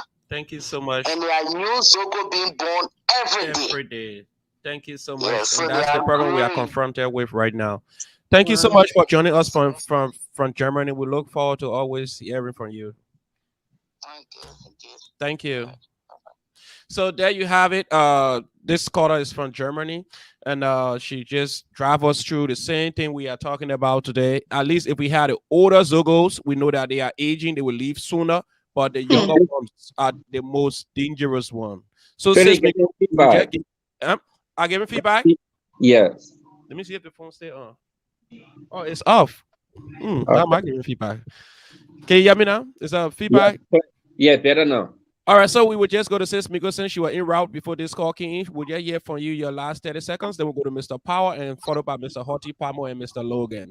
We'll just reduce it to 30 seconds each because we have a lot of people following the asking question online as well. So we'll read some of the questions and just ask any of the panelists to just address the question as well. Thank you, Sis Miko. You can go out with your 30 seconds, please. Well, first of all, I just want to thank this caller so much. I mean, this is something that everyone should be doing. They're Zogos, they're zombies, whatever. They're human too. And what they need people to show them that they care and they're organized, as she said, but they also need organized structure that can help them, the rehabilitation. I mean, there's a lot. So to say them, to kind of just summarize it, I'm glad that this communication has started concerning this very population, and I look forward to all coming together, talking more, brainstorming more, and trying to see what we can do collectively, to help this particular population in Liberia. Thank you, Mr. Logan. Thank you so much. Thank you so much, Honorable Vice President. So let's go to Mr. Joshua Powell, President of the Columbus. Mr. Powell, can you hear me? Yeah, I can hear you. All right, so I just want to let the people know that Mr. Powell going to be here tomorrow as well because he's the vice president for the Grand Ambassador Association, the newly established chapter in Indiana. So you will always see Mr. Powell. He has his own podcast as well. So he's no strange into this business. He's a veteran. So Mr. Powell, let's hear from you. So looking at what this lady just explained to us here and looking at what is happening in Liberia, Zogos are increasing on a daily basis. And now she said the ones we should be very careful with is the 12 years and 11 years old Zogo. They are more dangerous than the older Zogos. She said the older Zogos, they are aging, they are tired. Those ones just use foam, not inject. But the younger one are brave. They come into you with knife. They come in to hijack you. So looking at Mr. Darius alongside initiated, he built a recreational center. Do you think there's need that the government try to incentivize and do more when it comes to the kind of recreational center to having almost every county? Thank you. Thank you very, very, very much. I have spoken about this issue on many occasions. I was on focused on Liberia and other platforms, including my own platform, to discuss this issue. Remember, why you put my one on the screen? let me see. I want to see everybody. But I have discussed this issue on many platforms. One thing we need to recognize is we are the cause for these people, the so-called generation. We create them. And if we don't fix them, Liberia will have a continuing problem. The latest story that you just narrated is the true story. Generally, mute your phone if you're not talking. Yes, I think so because I get it. Mr. Logan, please. Pamo media said, let me mute myself. I think I'm getting feedback too. Yeah. All right. I think we're good. So, when I was in college in Liberia, I had this group of Zogos that used to wash my car and do some stuff for me. So, this particular Zogo, I used to like him. So, for some reason, I stopped seeing him in the street and I got concerned. And one time I was standing in front of sport commission, and his boss came and said, "Oh, your brother not well, or a woman just gave birth." That was in 2005, 6, and 7. The woman gave birth. And then the next day I bought some baby stuff and they took me to the camp. Up Front Street, there's a bracket area there, all the way up there. That place is a whole Zogo camp. Okonas area. And the guy took me to that place. When this guy saw me, he was so happy and he started introducing me. Hey, I said, Zogo, don't get family. You can see my big brother. That man child was born 2007. By this time, he's retiring and his son is taking after him. So this guy is saying the truth. The government of Liberia, the churches, the organization, and other institutions must help. It's not just the government. The church got to get involved. These people need rehabilitation. You can't take the drugs from them, man, by just putting them in jail one day and after 2 days you put them on. No. They have to go to camp for maybe 1 to 2 years. Give them life skills. And working grandchildren with disadvantaged people like these people who call in Zogo today, we give them life skills. We miss one of them mechanic. Come and talk. If you give them life skills and take the drugs from them, they have something to hold on to. But if you just put them in jail and after a few times they come outside, they get more dangerous. I am not buying the story of this Zogo attack the church. I'm not buying this story. I am not buying this story. These guys, as the woman said, they are very, very organized. I have not heard about a time that Zogo will go and attack a group of people. They don't. Those people die from they say. Somebody came from somewhere and just say, "Oh, the people bringing Nevo." People that were running by in that place, they did not see nobody. They heard they say somebody bringing left and they started stomping on the innocent children. People die from disease. Zogo, they are very afraid. They listen. All they do, they just look at your position and they know that you are not in a safe place. They jealous everyone is thing they see what they jagging and they go on. They are not standing to do a face for you. Especially when they don't have gun or when they are not prepared to go do armed robbery. They don't. But our people yesterday they died from they say that somebody is breaking neck or somebody breaking collars. Whatever the discussion was outside there, we don't know. Up to now, we don't know what was happening outside there. One or two people were fighting and somebody said they may breaking level and somebody do all the breaking neck. You ran in the face and the breaking neck. We just follow that story. If we start to marginalize these people, calling the name we want to call them, making them to look there, they are the one that attacked the church yesterday. Do you know how many times people have been having crusade and revival in Liberia? And nobody go there and to go attack them? We have to work on these people. They are our problem. If we do not work on them, they will continue to exist. And like the woman said, these children live in the same community. Zogo will come and pregnant your daughter and you get Zogo grandchild. And you have to live with them. So these people, they are our problem. We have to do it. The church, the community, every institution that is doing humanitarian, we have to help this society. We should not depend on government alone. Like the president said, things have to be regulated. Every part of the world, before people do any major program, they go to the local government. We want to do this. They will regulate. But in Liberia, we do not regulate. I mean, we're going to say, "Man, I have my crusade tomorrow." We just put the flyer up, people will come there. Liberia is a gullible country. Everybody want to go to church, especially when there is no work. The only place we find peace is at the church. So we go to the open field, put a speaker up. Some people will not have nothing. Most of the children, their parents don't even know that what is that what. Because by the time Labrambo hear speaker sound, or the party was or people just rush there. The children live in the community, they just rush. So the children, their parents don't need that or is that there. So that's true. You're right. Those things must be regulated. If a chair having a crusade, they should meet with the local government. Especially the Nigutan, I didn't know that Nigutan got governor. The people got governor in that place. They got commissioner there. If the church are going to the governor, the commissioner, the local government, they tell them we're having crusade next week. Liberia is not lacking of law. We are lacking of implementation. That's our problem. There are laws on the book to regulate these activities. But do we go by them? No. There's someone was saying on your show, Liberia, we are not proactive. We all do damage control. The way things happen now, let's do that. After 1 week, the whole thing will finish. Nobody will do it again. People start having crusade all over the place. We are in a terrible time. Terrible time. We are in a sick era where people are being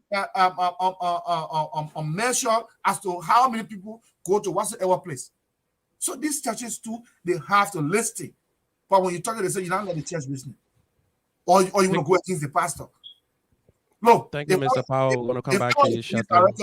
If I were the police director, Pastor Abraham Nkrumah would be my first suspect. I'm my man, don't get me scared because me that here I try to go that same direction. Yes, I'm very, very serious. Pastor Abraham Nkrumah will be my first suspect. Why? Because he called the Crusader. Did you inform the police? What was the security measure? What rules did you put in place? How many men went to that door when people were running in to stop them and save your crowd? I'm very, very frustrated. This morning, I saw those children that die for no reason. I'm frustrated. But if you say this thing, people all on my Facebook page, they attacking me. We too gullible, and then we see the truth and leave it. So I hope the president is not speaking sentimentally. I hope this thing will be implemented. As for now, when you want to have a crusade party, whatsoever big event, that the government be informed, let security be provided, so that when people not die for the kind of cheap, no reason. Thank you very much. Thank you so much, Mr. Powell. So we're going to go to Mr. Hoti Pamo. Mr. Hoti Pamo, so we're going to turn to you. Somebody say, if Liberia have a better security system, there will be no criminal activities going on like what happened last night. Do you agree to that? Yeah, somebody said on the show that the government has the party of responsibility to provide security for its citizens. That's the responsibility of a government and a good government. If you cannot provide security for your citizen, then you're not. I don't know where you're headed, because security matters most. Like Brother Power said, regulation. We left for things to happen before we go through process. Right now, we already learn.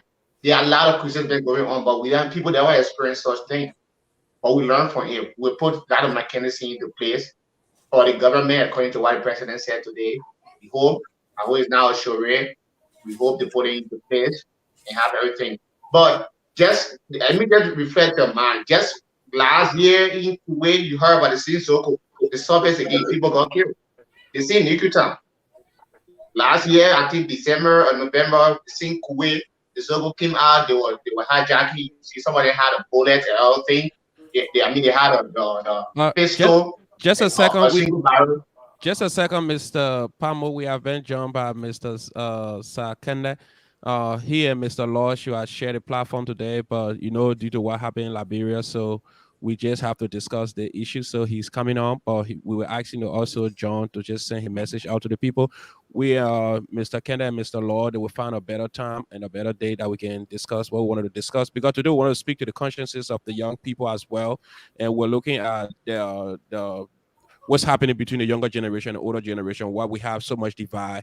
So Mr. Law, we're going to speak on that, and Mr. Kane, we're going to speak on that as well. So since today we have this tragic issue from Liberia, so that's why we just shifted the conversation to just sending words of encouragement and finding the remedy to what happened back home. So sorry, my dear brother, you can go on. Mr. Kane just came up, but he went back out. Yeah, so as I was saying, so we have similar situation that took place like last year in the same borough. The so-called organization like the Sister Self in Germany is increasing. And I should not lie to you, they are united. I agree with her. I seen the video.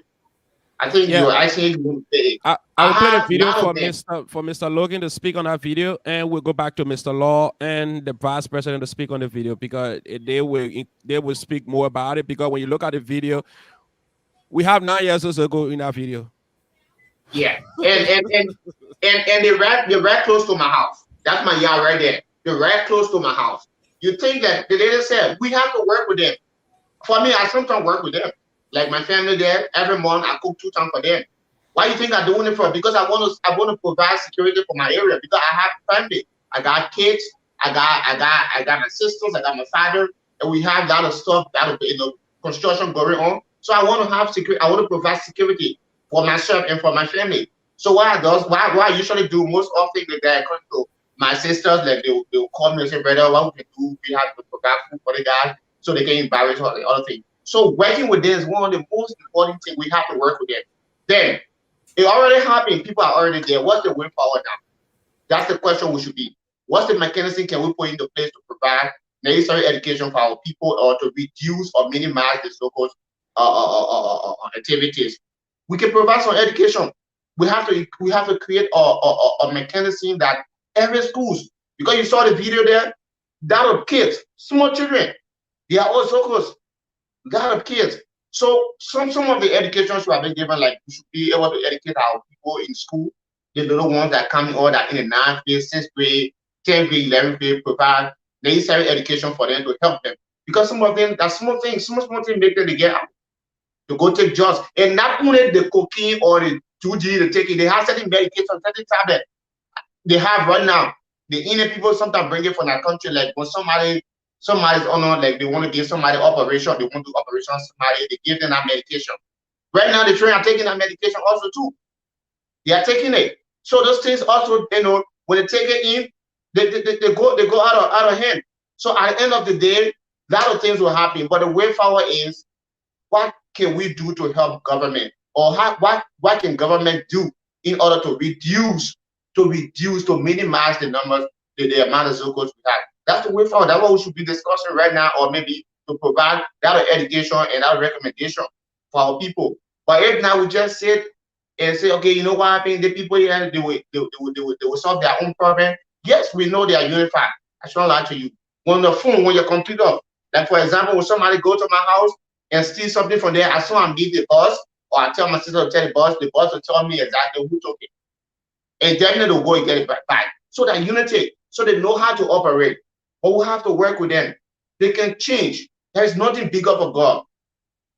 With the church, with our doctors and nurses, we provide with our teachers, we can provide a lot of things to help them to minimize.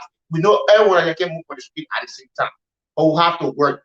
We have to work with them, the private organization to help. We can be in America to also help too. To get some organizations that can move around to educate the people, go in the various communities, schools, and other things. We can be a great help to them, to support them financially and provide other things to help reduce it. But if we just talk and we allow it to keep happening, our people will keep being victim of this situation. But power, let me just make some correction on what you said. It was true Soko went to that location based upon the lawmaker. He was there. It was true. They were there. But the first group of people that came outside, they were attacked by the Sokos. In that location, they had certain place called Pure Water. In that same location, they got a whole base. They get a whole base. So they noticed that people were to Crusade, and they had 2 services. They had the morning and they had night. So at 9 o'clock, they were the Sokos were in front of the gate, waiting for the people. So the first group that came out, they were vacant. Okay, so that's how they tried to run in. And at that time, the second batch that were coming were already at the gate. So people started to pray for their lives, the situation. So it was true. Let me make it clear. According to the lawmaker, yes, Soko went there to attack, but they were taking people things. They had courtesy, scaring you to take your things. So other people, even some people slept on the field last time. They said they can't come outside. Some people slept on the field. They said they can't come outside because they're afraid. After the police came, the police said, no, you can come inside. They said, no, they can go home. They will sleep right on the beach. So, yes, Soko went there to attack them. But the situation, the second group that were coming, fell into it. People started to step on them. Most of them died from stepping, all this stuff. So, Thank you. I was born in Liberia. I grew up in Liberia. I know Liberia. I school in Liberia. And I know how the place goes. Some of our friends are so common things. Peer pressures and other things.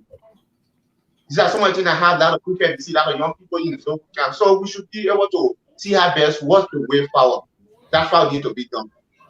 Thank you so much. Thank you so much, Mr. Palmo. So before we go to Mr. Ivan Logan, we have been joined by Mr. Safode Kande. He's the founder and CEO of Kisi Benu Development Initiative. So, Mr. Kande, welcome to the show. Today is supposed to be you and Mr. Lloyd, but you know what happened in Liberia today, so we just shift the conversation to discuss and send our heartfelt sympathy to those that lost their life in Liberia. So, welcome, Mr. Kande. Can you hear me?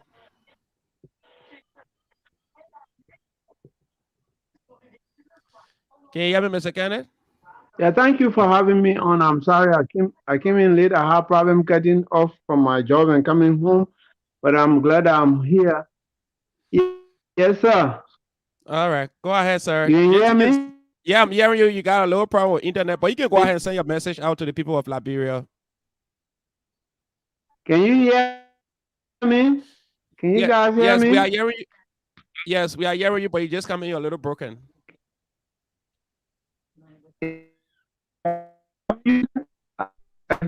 I'm using my cell phone. I'm not using a computer, so that's why probably I'm low. Okay, go ahead. We can hear you now.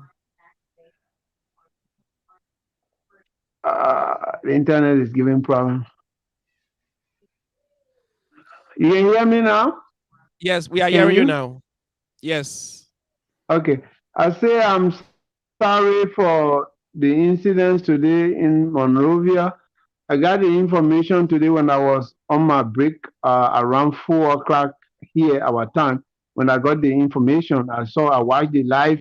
I watched the live when the police went. Only 2 police were available there, and the guy who was there, he was a city police. He could not control the situation. Well, what I just want to say in short here, we are sorry for the people that lost their lives. And we've been saying this over and again, security Liberia, where there are no facilities and there are no resources, the meek resources are being fought over. And so we have a lot of people. Before the disarmament in Liberia, we've talked about human capacity building. Unfortunately, those who had the power to look at the projects that were written from the United Nations superseded, and they used the money that was sent in for disarmament. The disarmament was not meant for guns for money. It was meant for guns for knowledge. You bring your gun, we train you, we send you into your country of origin, and then you have resources. But that money was sent into guns for money, and the people use the money, and they remain in Monrovia, and they become highway robbers. Now we have a situation on hand. Unfortunately, innocent people went to church, and they end up losing their lives. I just want to say sorry to all those that lost their lives, the families that lost their family members. This is what we have, and this is what we should deal with now, right now. Unfortunately, the country does not have emergency response mechanism. There is nothing set in case something happens. What do we do? Okay? These are areas that the next government or whatsoever government that they have over there will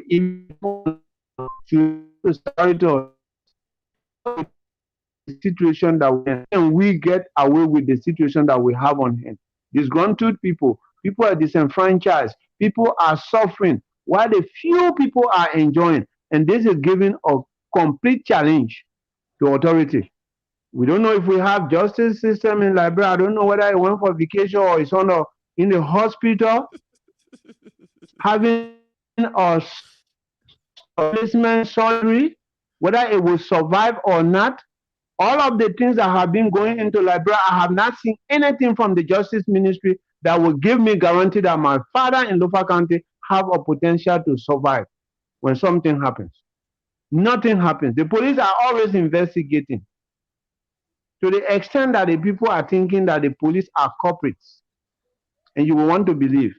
They never find anything. They never find any solution to anything. They will investigate until even when they say they find, nothing comes out of it. We have a that is one country we have. I think we want to look at Yeah, if we we are want losing to you. develop Liberia, we have to take emotions. All right. You're losing me, you're getting me? Yeah, yes, you going faint. To develop, to develop Liberia, we need to get emotions out of our minds. We put our biases away and we look at Liberia from our village standpoint, not Monrovia standpoint. We should develop Liberia from our villages. Let us do anything that we can do for our villages to look like Monrovia so we don't depend on Monrovia. Because Monrovia has not done anything for anybody in 174 years. Liberia has become Monrovia, and when it is not in Monrovia, it is not in Liberia. I'm from a village. I don't know nobody in no government. I'd never worked in no government. I work in the village. I'm a farmer. That's why I have Gisibenu Development Initiative, Kibendi. Yeah, keep bending. If So you drive if you behind don't here know about that, in Indianapolis, if you see a car with Kibendi, he's that the is my CEO. website. That is my lesson page. Kibendi. Yeah, keep bending. So thank you. Kibendi. Kisibendo Keep bend. Development Initiative. Kibendi. Yeah, You can thank go you so. to Yeah. www.Kisibendo Development Initiative and you will see me. And keep us informed like this. Keep us, call us. Let us talk. Yeah, that's why we wanted to do today for you and Mr. Law to appear. We're supposed to discuss about this initiative because he's a farmer too. But Mr. Kenneth, we have one program coming up hopefully next week. That's gonna be all entrepreneurs. Like you see in the middle there, we have Mr. Ivan Logan. He's the CEO of Assure Residential and Consultant. So all those that have businesses, we want to sit up here and talk to people about entrepreneurship. So young people who want to get involved with that too, they can have idea as to how to carry on when it comes to being an entrepreneur. We want to say thank you so much for joining up, Mr. Kenneth. So we'll just go to Mr. Logan in the middle there to just give us his input when it comes to the issue in Liberia. Yes, anyway, once again, as I said earlier, it is frustrating, it is disheartening, and we want to send our happiest sympathies to those that lost loved ones in Liberia.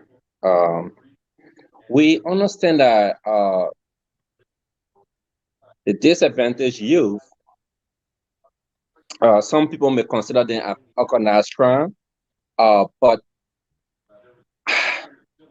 I don't want to see them that way, to be honest. I think there are so many ways we can categorize these individuals and then create a better program to help them.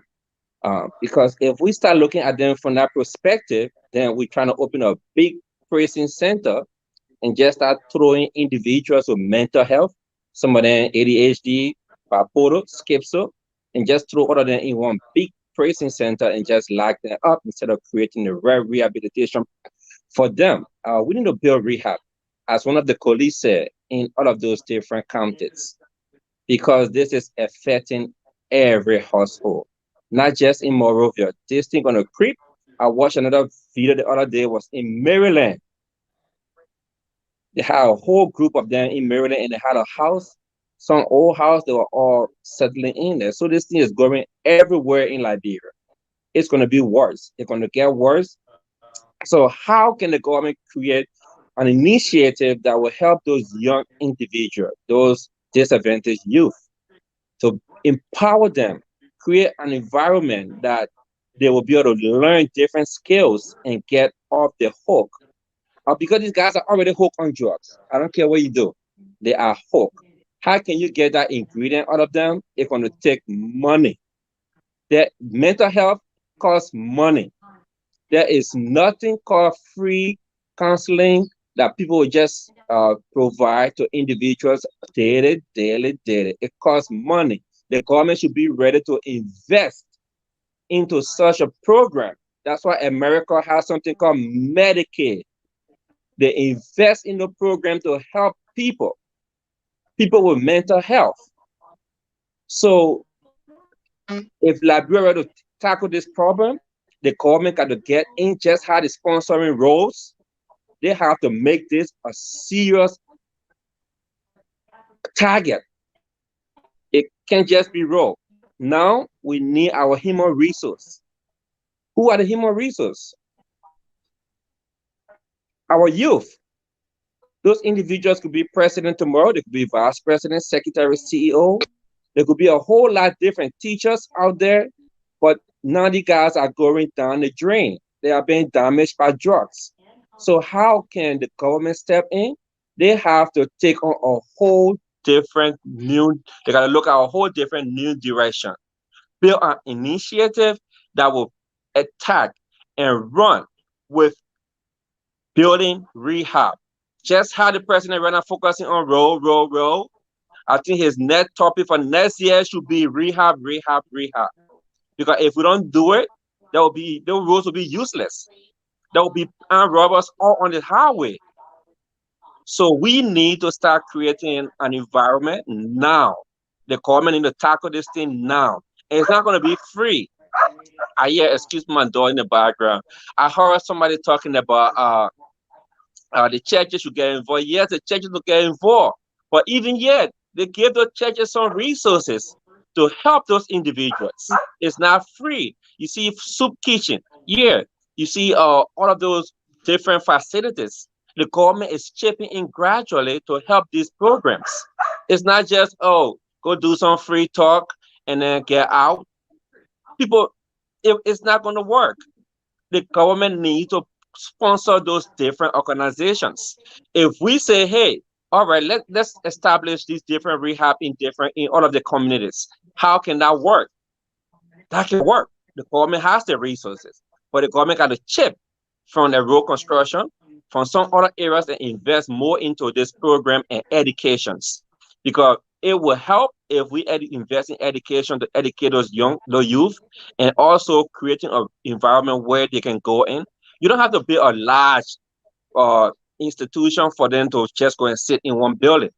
You can build different rehab, smaller units that you can get 4 to 5 individuals, 10 individuals, 20 in one setting to kind of get them through the different programs. But this whole program will cost money. And how can we eliminate the pimp? According to the pimp, those individuals are bringing in the drugs.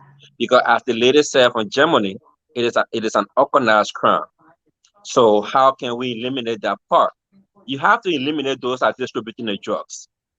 The pimps, if you don't get them out of the way, they're going to stay or go after the younger kids and the younger youth.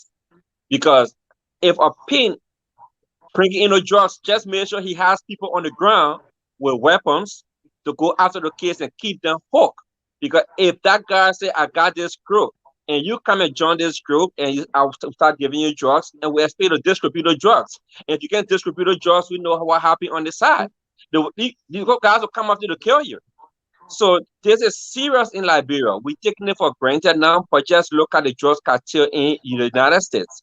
These guys are cutting people's hair, and pretty soon, if we don't address this now, those pimps that are coming from Nigeria, all the drugs from the different countries, are bringing the drugs in, and we're taking it for granted, and the government bailing it out. These guys they're going to come to a point where it's going to be very serious, and people are going to see people being body parts laying out on the street, and we're going to say, oh, maybe that's how we call it in Liberia, wages, or maybe hard man. No, it will be those guys acting the same as the drug cartel on the side, dismantling people in Mexico, because this is where we're going. The children, when they get hooked on drugs, they don't think anymore. Could you imagine somebody, Mr. Law will tell you that he deal with the DSM?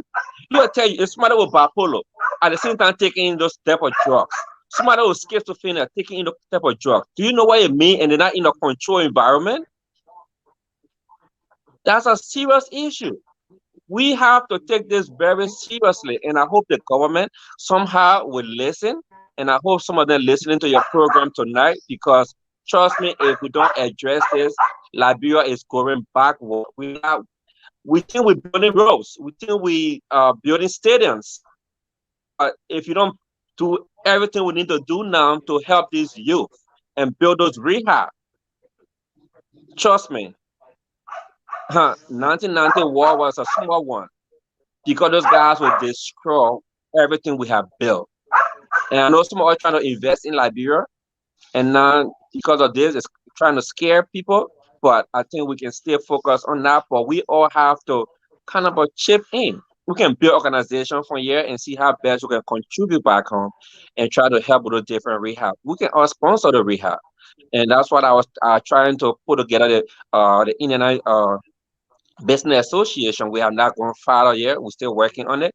But those are things that we all can come together, because it can't take just one business. It will take a lot of businesses to come together, and we all can contribute something to help, at least contribute towards one rehab. If we can save at least one person, 10 that person left around, then we're doing something. So I think we can do that, and let's all focus on how we can transform Liberia.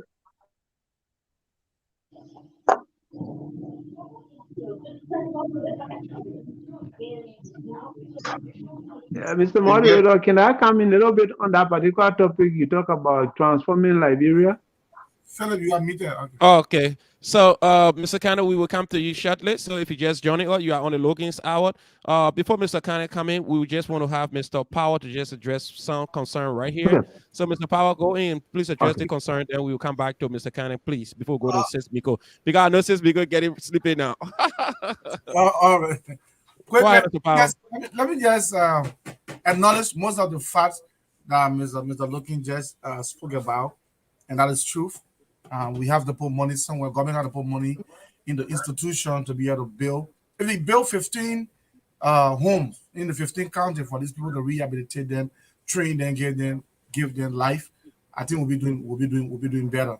Give them life skill. But let me just respond to Moses, who said, I love the last paragraph. Even in our own country, if we want to have party, we should inform government. No, you are getting me wrong, my dear brother. You see, we're too gullible that by the time you talk to men of God or pastor, then you get offended. And I do not hold any apologies for that. And the reason is simple. If I say Pastor Kurban should be investigated or as my first suspect, yes, because he called a crusade. He know his crime. That man church is his attendance is less than, it's not less than 1,000. He know the crowd he can pull. And so if you are going on the outside broadcast or the outside service, you know how many people will come in. My question is, did you inform government? What was the security measure? What measure did you put in place to save your audience? That is my point. So I feel he should be investigated. Investigation doesn't mean the man is guilty. We just want to ask him, what are those things that you put in place to save your audience? That is my point. So Moses, I'm not saying you should go ask government if you want to do your birthday party, but I am saying we are in a tough time. We are in COVID time where people are being regulated. 4% can get in the same ball, 5% can get in the same place, 50% can go to the same church. We know what happened. People wearing masks all over the place. So if you want to have a large gathering, the Pastor Kuba will have a large audience. He have to inform people. And I don't know if you feel offended about it, but put yourself in the shoes of the parent who lost their children. Pregnant woman, maybe that pregnant woman that was your pregnant for me that they may not say you were born and first that pregnant woman. Put yourself in their shoes and start personalizing my point of view. It's thank you, Mr. Powell. So we will go to Mr. Kenneth. If you want to say something, shut Mr. Kennedy. Mr. Kennedy, please pronounce a new word for me for this point. You need to be calling it the American way. Because you know the kissy point of people to just mispronounce their name. Can you hear me? Sakana.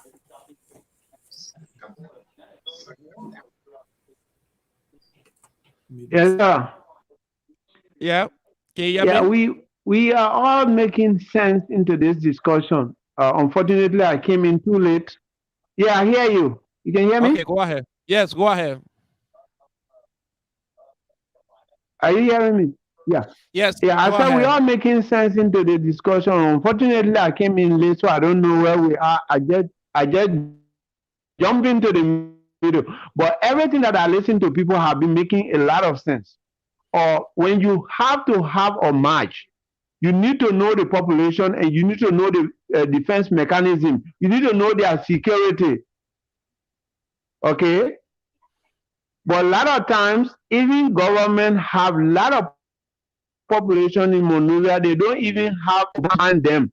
So when somebody pass out, they're gonna die. Okay? The man who called the crusade should have known that he was going into the ghetto with the crusade. He should have known that just a couple of weeks ago, they attacked these same boys over there and they killed some of them and they are angry. So they could come back. And they had a chance last night, whatsoever it was, and 30 people lost their lives. Concerning the making Liberia or putting in mental health institutions in Liberia. 2014, I wrote a package for the Lutheran World Service or Lutheran Church that were doing reconciliation, but they were treating the mental health package I gave them for Monserrado, and I told them Monserrado was not Liberia and neither in all of the counties. They could not execute it. So I say, have the program written, I have the package with me. When we can bring up, I can bring it out so we can look at it and see how we can design mental health, which is a real key problem for Liberia right now. Until we can see that one out, there is no way out. These disenfranchised boys, those boys that were not given the promise that they were given when they made them to fight from Buto to Monrovia, and they never gave them the promise that they fulfill the promise, are on drugs. And I see government television going to the ghettos and interviewing the drugs addicts and exchanging funds with them. In our days, when you smoke opium, your family will be disgraced. They say, oh, that opium smoker family. That this time the people go on television and show themselves up and give numbers. You can contact me. This is where we smoke. We are all here. Everybody's sitting on the floor and government laugh about it, which is a shame. And they don't have no guts in themselves. They can put that one on public media. With my friend Kwame Weeks, who is always going from place to place, interviewing the drug addicts and putting it on. I told him, Kwame, you got to stop disgracing this country like this. Stop this kind of thing. We don't sell Liberia out for a price. The worst thing is why we show up. Drug addicts interview and exchanging phone numbers with them is on the Facebook, and everybody is reading all over the world. If we need to talk about mental health, I have a package that I wrote 2014 for Lutheran Church to have executed it, to do census for me and get the number of people that are in counties that we can see how we can write a package for funding. We can work on it. I have the document here. I can bring it up. We can bring it up. We'll all look at it. We'll all bring up ideas. We got people who work with the DSS, people who work with mental health. Me, I'm just an entrepreneur. I'm a farmer. All I know is planting cassava in Lofa County. I don't know nothing more. But we can all put heads together, and we don't go on politics. We don't do it for any party. We don't do it for no party. We do it just for Liberia. That's true. Thank Because you so as soon much, as we Mr. start Kwame. doing things for parties, we start taking sympathy in place of empathy. That's The true. only way to treat Liberia is to be empathic. Don't be sympathetic. Don't go lying down there and crying because your party should have done this and they didn't do it. Maybe you're going to take the program and carry it to UP, LAP, ANC, or whatsoever parties that are over there. I don't go for them. My project in Lofa County has nothing to do with UP or LP or NP. Nothing. That's my project. Thank you so much, Mr. Kenneth. So we will go to the vice president. So before we go to the vice Yeah, it has president, nothing to do. It has nothing to do okay. NP. So before we go to the vice president, we just want the vice president to see this little short video here because she worked in okay, so let me just play it right now. Hold on. Let me put the volume up because I think we're not hearing any volume there.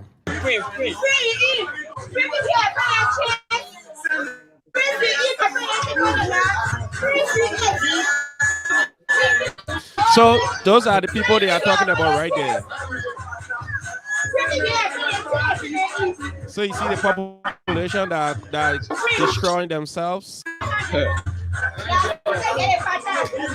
Yeah. Kwame, my friend, will go interview them. Honorable VP.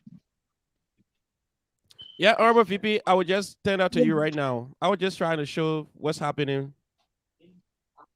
Well, looking at that video, I'm sad. I'm very sad because children don't belong in that kind of environment. They belong in a safe, protective environment that has adults that care for them, make sure their needs are met, physical, spiritual, mental, educational, So, at this point, from the time we started this conversation until now, I think we have all said the same thing. Somebody needs to get involved. Somebody needs to do something. Somebody should be responsible. Somebody should be empathetic, that Mr. Kenda said. And everybody needs to get involved, and we all need to raise awareness, and that's what we are doing today, and to make sure to bring some type of resolution. We can talk from now, from January to December. What's gonna make a difference is when we get on board and do something, and let us go ahead. I think we have said enough. It's time for us to do something. So I'm all about, not only talking, I'm all about, working along with whomever to brainstorm and actually help somebody, even if it's one, if it's 2, 3, 4. I'm going to say this story. I read something about a young man that maybe he was between 9 and 12, took a walk on the beach, and then all of a sudden came the raging sea. So when the sea came, came and threw all the fish, on dry lands. And fish, they're meant to be in the water. So this young guy, everybody was standing looking at him. So he went and started to pick the fish one at a time and throw it in the water. And then somebody said to him, everybody that was standing around said to him, young man, you're wasting your time because they're gonna die anyway. Look at all this fish. You can't save them. But that young man looked at them and said, you know what? Yes, I may not be able to save all of them, but if I could have run back into the Atlantic Ocean, I have changed something and I have saved one. I think that's the mentality we need to have going forward. Let's do it. Thank you so much. Thank you so much, Madam Vice President. So I will just turn to Mr. Lord. So, Mr. Lord, this is the question I want to ask. Looking at that video we just played just now, we see that the most important part when it comes to a marathon is passing the baton. That's the most important part in life. Who do you pass the baton on to? Now we see the aging generation, they are leaving the stage and don't have anyone to pass the baton on to. What do you think we are heading? We are headed for doom. I tell people, I don't like to be doomsday preacher or something, but we are headed for doom. Trust me. If the older folk does not have the younger folk to pass the baton to, we are headed for doom. And when I watch that video, it breaks my heart. And I started to look whether Liberia has a child protective system there. I think the Ministry of Gender has some child protection section under the Ministry of Gender. I think the president said something, the president for Ohio said something. If these guys are breeding children, if these families are breeding children, and the government is not taking these children to take care of them, and the children grow up with that same family and see what their parents do. The father go out and hustle in the night, come back, bring it. That what the child is going to grow to be. The government's supposed to intervene whenever a Zogo give birth to a child. They go in there and take the child and put that child in a good home. As the VP said, let that child come out good. It's so disheartening, even to see. I was watching the Senate hearing on the budget. Can you imagine the government like propose 40,000 for mental health? Can you imagine that? 40,000 for Wow. mental health. So it tells you the government side is 40,000 for mental very health. Can't even take your one room. so And, it just tells and just to add to that, Mr. Law, I was going through the budget too. I saw $82,000 for stationery just for the Ministry of State Office. okay. Then you see that. You see the disparity. So if you would take trust me, that issue is a mental health issue. And if you would put in $40,000 for mental health, I think Jared Dero trying to increase. You are trying to increase that money. You're trying to put that, but increase that money. 40,000 for mental health. How much is the 40,000? The 40,000 is a drop in a big bucket. So, hey, one group home, that is less than one group home funding. Yeah, in as much as the churches can help, all the organizations can help, I think it is the government responsibility to make sure that those that are mentally ill or mentally incapacitated are well taken care of. We are here in the United States to see it. We work with people. We work with different groups home, and we do therapies, we do different stuff. But we see how the government take care of them. You don't see on the street. So the government needs to be serious. There's never politics. Never politics. Whether any government, whosoever the government needs to be serious about mental health. I believe in as the VP and everybody is saying, we all I touch my hand and say, hey, we can volunteer our services back home to go and do something there to make a change. It's just a matter of the government putting a good program together that we can see and be able to go back home and help our people. It's not so much of the money, but mental health is a main issue. And if those children are with their parents in those so-called homes, and the government can go there to take them out and put them in good homes, when they grow up, they become Zogos. And when they born the children too, when nothing changed, the children become Zogo, and that's it. You have a whole generation. Somebody said Zogo Bonnie Zogos, and Zokis. Zogos. So if you just joined or you are on the Lookings Hour, I want to say welcome, Mr. Columbus Zina. He's one of the pioneers here. He knows more about what we are discussing too. So before we go to Mr. Horty Pamo, we just turn to Mr. Columbus Zina to just make your input shortly. Then we'll go to Mr. Horty Pamo and come back to Mr. Zina. So he just joined us. Good afternoon, Mr. Logan. Good afternoon, Mr. Zina. Good afternoon, everybody. Yeah, I was listening to the lady. I mean, I should have been on earlier when you sent me the link, but I was kind of busy. I just came from work and I was kind of a little bit busy with some stuff. But I mean, everybody's saying the same thing. But listen to the lady that called from Germany, and what she's saying that we got to deal with it from the root cause.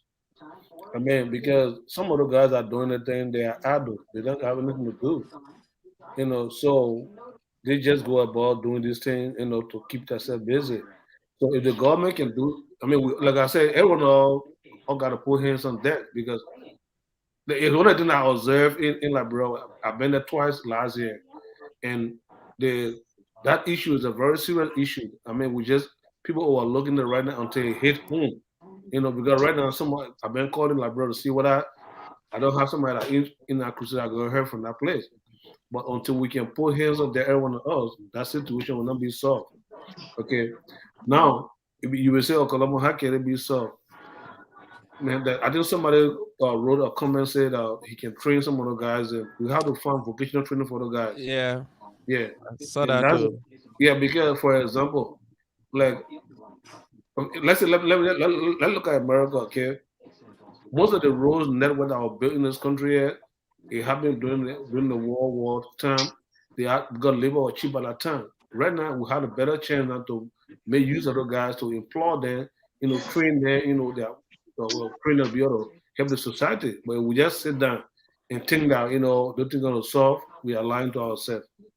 And not just only the government, everyone all got to get involved. Everyone, like what you doing now, trying to establish something in Habet, we all got to find a way to see how best we can use our expertise, to help the system. Thank you so much, Mr. Zina. So we will just go back to what our guests, because we have a lot of people following us, and we have a lot of people have been trying to call in. I've been stopping their calls because I told them that we are not accepting calls now because we will stay getting more views from our panelists here. So we will just take a short 5 seconds break and be right back. And when we return, we'll be taking call. And when they place the call, end up the panelists there can answer whatever question are going to be asked. Thank you so much for joining the Logins Hour.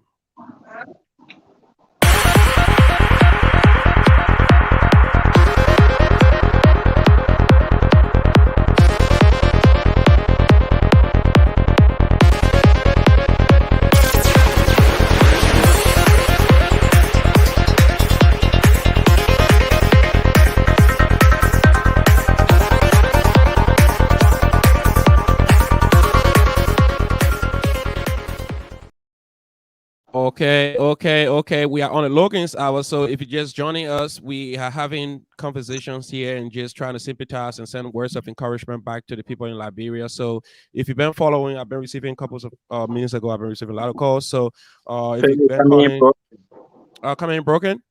Yes. So, all right. I think you can mute yourself just in case if you're not speaking though. So if you want to make your call, you can call us now. The number is on there, or you can see the number on the screen here. It's 401-359-5072. So we have our guests here. We have Mr. Ivan Logan. We have Mr. Columbus Zina. We have Mr. Sakende. We have Mr. Horty Palmer. We have Mr. J. Joshua K. Power, Vice President of the Liberian Associate. Let me say the Grand Bassa Association Untitled Chapter established. We have the Vice President of the Liberian Association of Indiana. We have Mr. Samuel Y. Law, the man who always said, Mr. Logan, anytime you're ready, call me. I won't discuss the issue. Thank you, Mr. Law. So we have our first caller on here now. Hello, caller, your name and where you call from? Hold on, let me get it called. Hello, caller, your name and where you call from, sir? Good evening to Mr. Logan, Philip Logan, and to all the panelists in studio. Yeah, they are hearing you, sir. Yes, my name is Nya Volula, and I'm a resident of the Liberian community in the state of Indiana. And I'm very much happy to hear our Liberians discussing mental health, because coming to America and looking at the system, mental health, I've been seeing mental health as the root cause of our problem in Liberia. The root cause of our problem in Liberia today is mental health. And I'm a student of psychology. I got my master's in psychology, in international psychology, and I'm getting my PhD in international psychology as well. I have consulted around the world. I've consulted in Ghana, and I consulted in Kuwait. And I'm part of a lot of international psychologists association. I'm part of the Middle East Psychology Association, and I'm part of the African Psychology Associations as well. So, discussing mental health tonight is very impressive. And Philip, I call it Ivan Logan, Mr. Ivan Logan, asked a question. What can we do to tackle mental health in Liberia? The burden lies on we, especially we that in the diaspora, that have seen what works for our people. Now we're saying all the Zogos are around, and we want to build a mental health facility. We get prison in the country. Our services can start from the prison in the country. We can start rehabilitating those people that are in the prison system. then we can now start coming outside of the prison system. You know, I also work for the Indiana Department of Correction, and I'm deeply into the Indiana Department of Corrections. And I've done a lot of things for the department. And right now, I'm also a consultant and a coordinator for diversity and inclusion. So I know what I'm talking about. You know, so like treating those people, mental health, I got like Alvin said, that Mr. Alvin Logan said, it's very expensive to deal with. So Liberia don't have, look at our budget. Our budget alone cannot even take care of the mental health or sector we're talking about. The budget we have in the country, they cannot take care of the mental health sector we're talking about. So like we got organizations there like WHO, those people looking for competent group of people that will come together to establish something. If a group of professionals come together and establish something in our country, those organizations will be happy to sponsor it. If WHO can sponsor it all by themselves. Just try to wrap it up, Mr. Folula, in 10 seconds, please. So I'm just saying, like what I'm hearing tonight is very much great. I think we need to put effort in it to come up with some set of system that we can establish in our country. Like they happen in the Middle East. The Middle East Psychology Association today is not just start from anywhere. It starts from one individual that graduated from the school I'm in right now. That individual, she from one of those islands, and she got married to one of the Kuwaiti person, and she went over there, she established that stuff, and now it's part of the American Psychology Association sponsoring that organization today. Thank you, Mr. Folula. Thank you so much. You know, we have more panelists, so we don't have too much time to entertain callers. So thank you. We will have another time for you to appear on the show and just express so much, Mr. Jan Folula. Thank you so much for always following. Thank you. All right. So that was Mr. Jan Folula. He's an expert in this field too. So he was just trying to go too deep, but we have less time because we have we're sharing this screen with 8 people, and everybody have to make their person felt. And we had a lot of calls coming in, but anybody can pick up the discussion from where he stopped. We have somebody calling as well. Columbus, you just joining us, so maybe you could start from where Mr. Jan Folula stopped, and Mr. Logan as well, Mr. Power, and Mr. Kende. I think we can listen to the callers and then we can respond. Okay, we want to listen to the callers first and respond later. Okay, I have another caller who was let me just connect him right away. Yeah. Okay. Hello, caller. Hello, how you doing, my brother? I'm doing okay. Your name and where you call from, sir? My name is Maurice Guo, commonly known as G Consistent. Okay, G Consistent. Go ahead, sir. Hello to everyone in studio there. President, I want to say thank you for the topic, and I want to extend my sympathy, my deepest sympathy to the previous family back home. You see, I read the topic. The broad problem is we need to look at the foundation.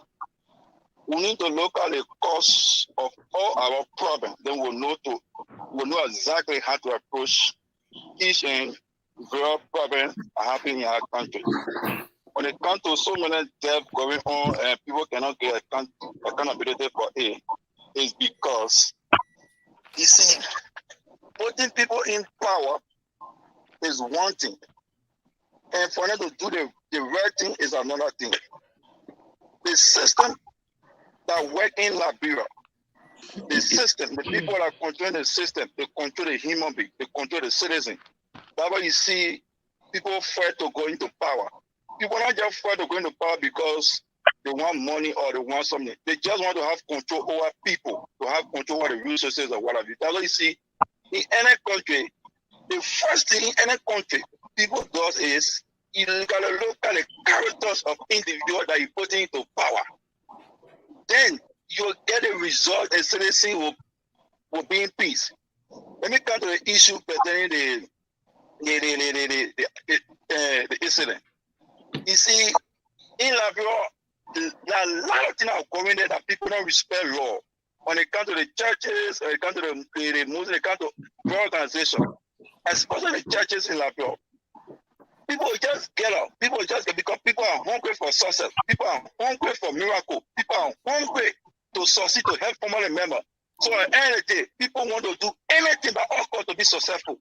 So the leaders, which the people in power, which the pastor back home, they need to have some cautious mind.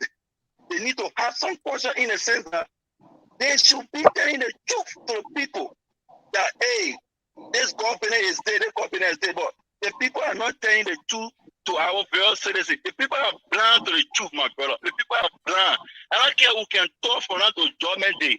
If the people are not open to the truth, nothing will change. Nothing will change in Liberia. We'll just continue talking. We'll just continue talking because when the leader get it right, when the real leader know what to do the right thing, everything will solve in Liberia. But my brother, it's so sad. You don't have the passion. You don't have the mind. You don't willing to do the right thing. The country hates you. The country begin to kill Google people. And they put in bad people in the system. It's not mocking to God. It's not meaning. We are here in America yet. If you have common record on your driver lesson, do you anything? Do you know the point that you can go through? The people are not doing it because they hate you. The people are doing it because the country needs peace. The citizens need to live in peace. The people need to respect law. Why can we? We are in the diaspora. We're not united. We are not we're fighting ourselves. No, then what will happen back home? We will get the truth. So my brother, I just called to share my thought that Liberia problem is the foundation. The foundation is not there. The foundation is not there. So our problem is too long, my brother. So I want to say, take it for the time. Have a blessed night. Thank you so much, Mr. G Consistent. So since we are more, we will not entertain more calls tonight because it's already 7:48. So we will just go back to our panelists to have our at least 2 minutes of partings. So we will start with so we have the only female there. I know Mrs. The Vice President. We'll start with Vice President first. Sis Miko, we'll start with you. You can just have your 2 minutes of parting, please. Well, Mr. Logan, I just want to thank you for once again inviting me and having me on your show. And I also want to just thank each and every guest for coming and contributing. You know, I mean, at this time, there are more to be said, but in different capacities. But tonight, we have addressed and we have all identified that mental health is an issue. So at least we all know that. Now, the next question is, how do we raise awareness so that everybody will know? And when I mean everybody, that includes us, the pastors, the teachers, every institution, because this is our business. It's not one person's business. Yes, the government has a major part to play, but everyone needs to get on board because our goal, our agenda is that Liberia will be okay. It will be a functioning nation that we can all say, you know what, I'm going back home. I can go for 6 months, you know, and don't have to worry about this population that is so marginalized, you know. So, you know, I don't have much to say, but you know, to say that we need to continue to, you know, just talk about this topic and not just talk about it, but also come up with solution as we have all addressed tonight. And this is a big, big topic. It's bigger than you, it's bigger than me, it's bigger than the entire nation. But with God on our side, there's nothing that we cannot conquer. So, Mr.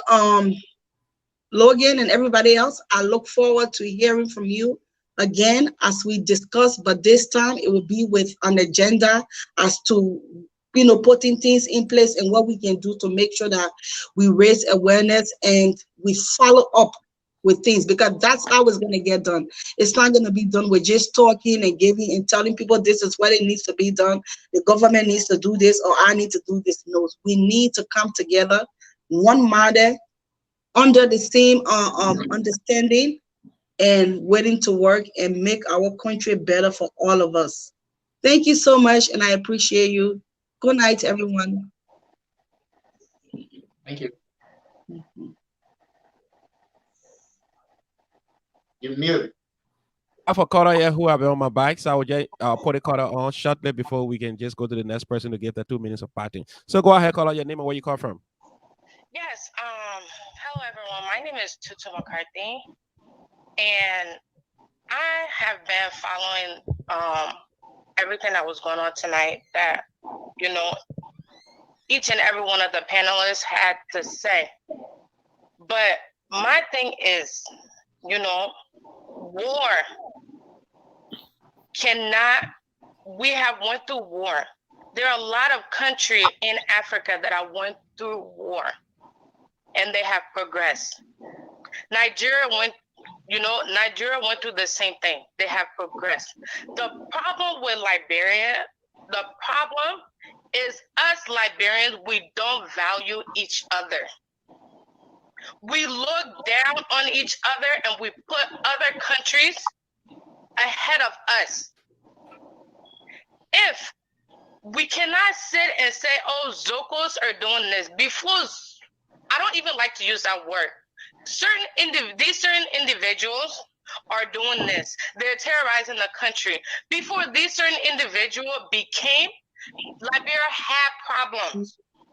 You understand? So all the problems that are happening in the past, nobody's looking at it. They're just looking at these certain individuals at this moment, because it's easy to focus on these certain individuals. It's easy to take the problem that have been happening for years and put it on these certain individuals. For drugs to come in the country right now where we are, if anything comes, there are people that are supposed to stop all this. But drug cannot come into the country if nobody is getting favor from it. You understand?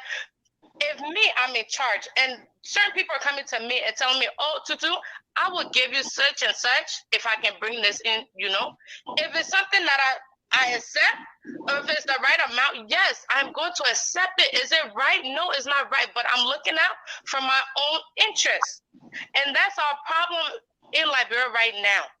Those that are in power don't care what is happening. Those that are in power are the ones that are creating the problems. These certain individuals that everyone is speaking of tonight are not the problem.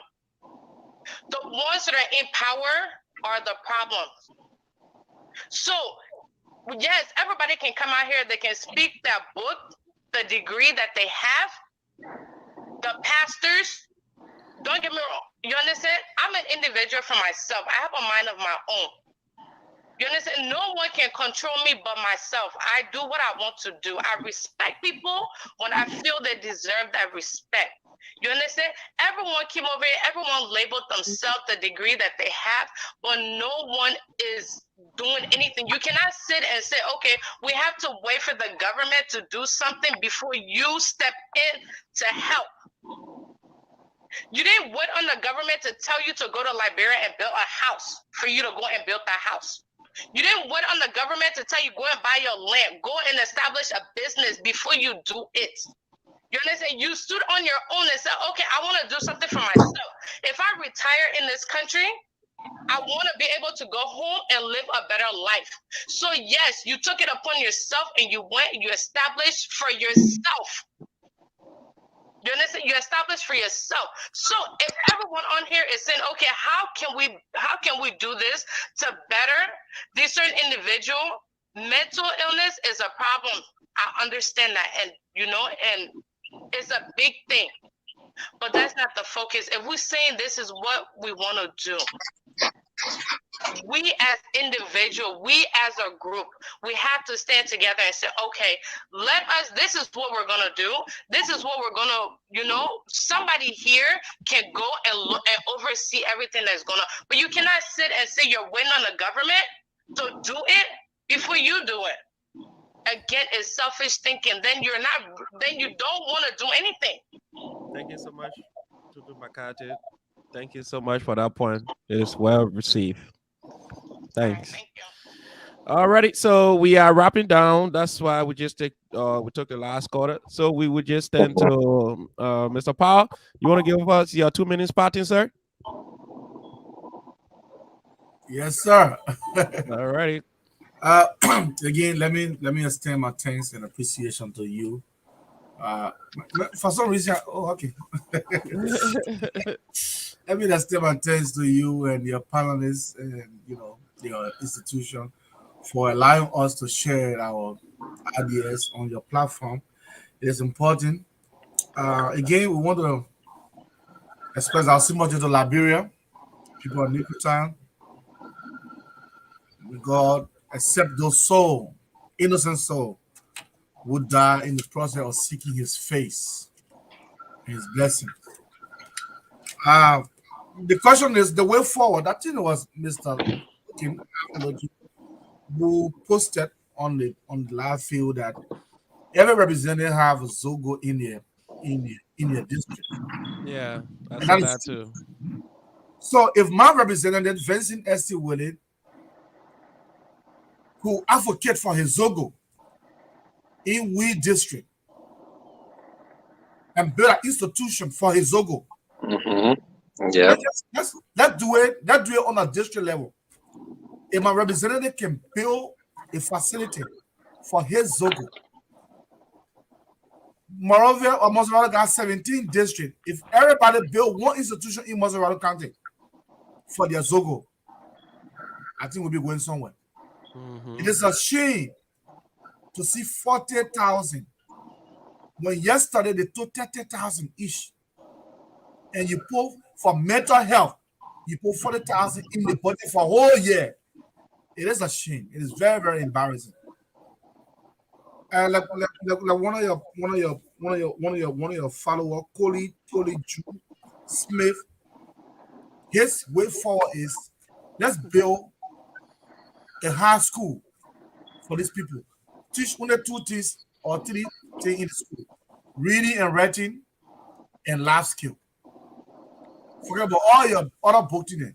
Just show them how to read, show them how to write, and give them life skill. So maybe plumbing, carpentry, or something that they will live on. If we can do these things, if my representative, Vincent S.T. Willie, if he following, if he can build one institution, we only teach reading and writing and life skills. There'll be no so-called in my district, in we district, Grand Bassa County. If we can do that, I think that's the way forward. But other thing we're talking here, so if government can put 40,000 in mental health, we ready yet? We ain't ready yet, my brother, because mental health is expensive. The first time I went to government facility mental health, somewhere in Dubo Road, you go to the application, somebody that you feel, but you take a put it from there. Yeah, In Dubo, they got JFK and that's there for mental health people. that's true. The order alone with me, you take a person from there. What can 40,000 now do for Liberian people? If we don't work on the Zogo, all we'll get Zogo grandchildren. That's it. Seriously, we got Zogo grandchildren. Me, I got 5 girls. Who know what else when I was talking about Zogo? If we don't work on the problem, this is our problem. We must work on it. Other than that, we will have Zogo grandchildren. Thank you very much for the time. Thank you so much, Mr. Powell. You know the part that made me so laugh. He said, "I have 5 girls, and if side piper in love is blind." Oh yeah. The girl said probably that I get that boy I want. What do you get to do about it, my man?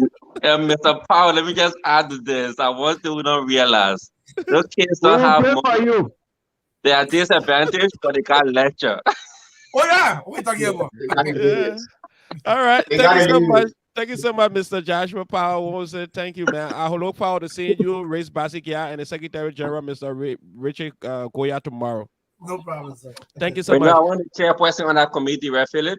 Yes, so tomorrow we will send you the invitation too, so the both of you can appear, because I think they have you and they have that a family or somebody on that committee as well.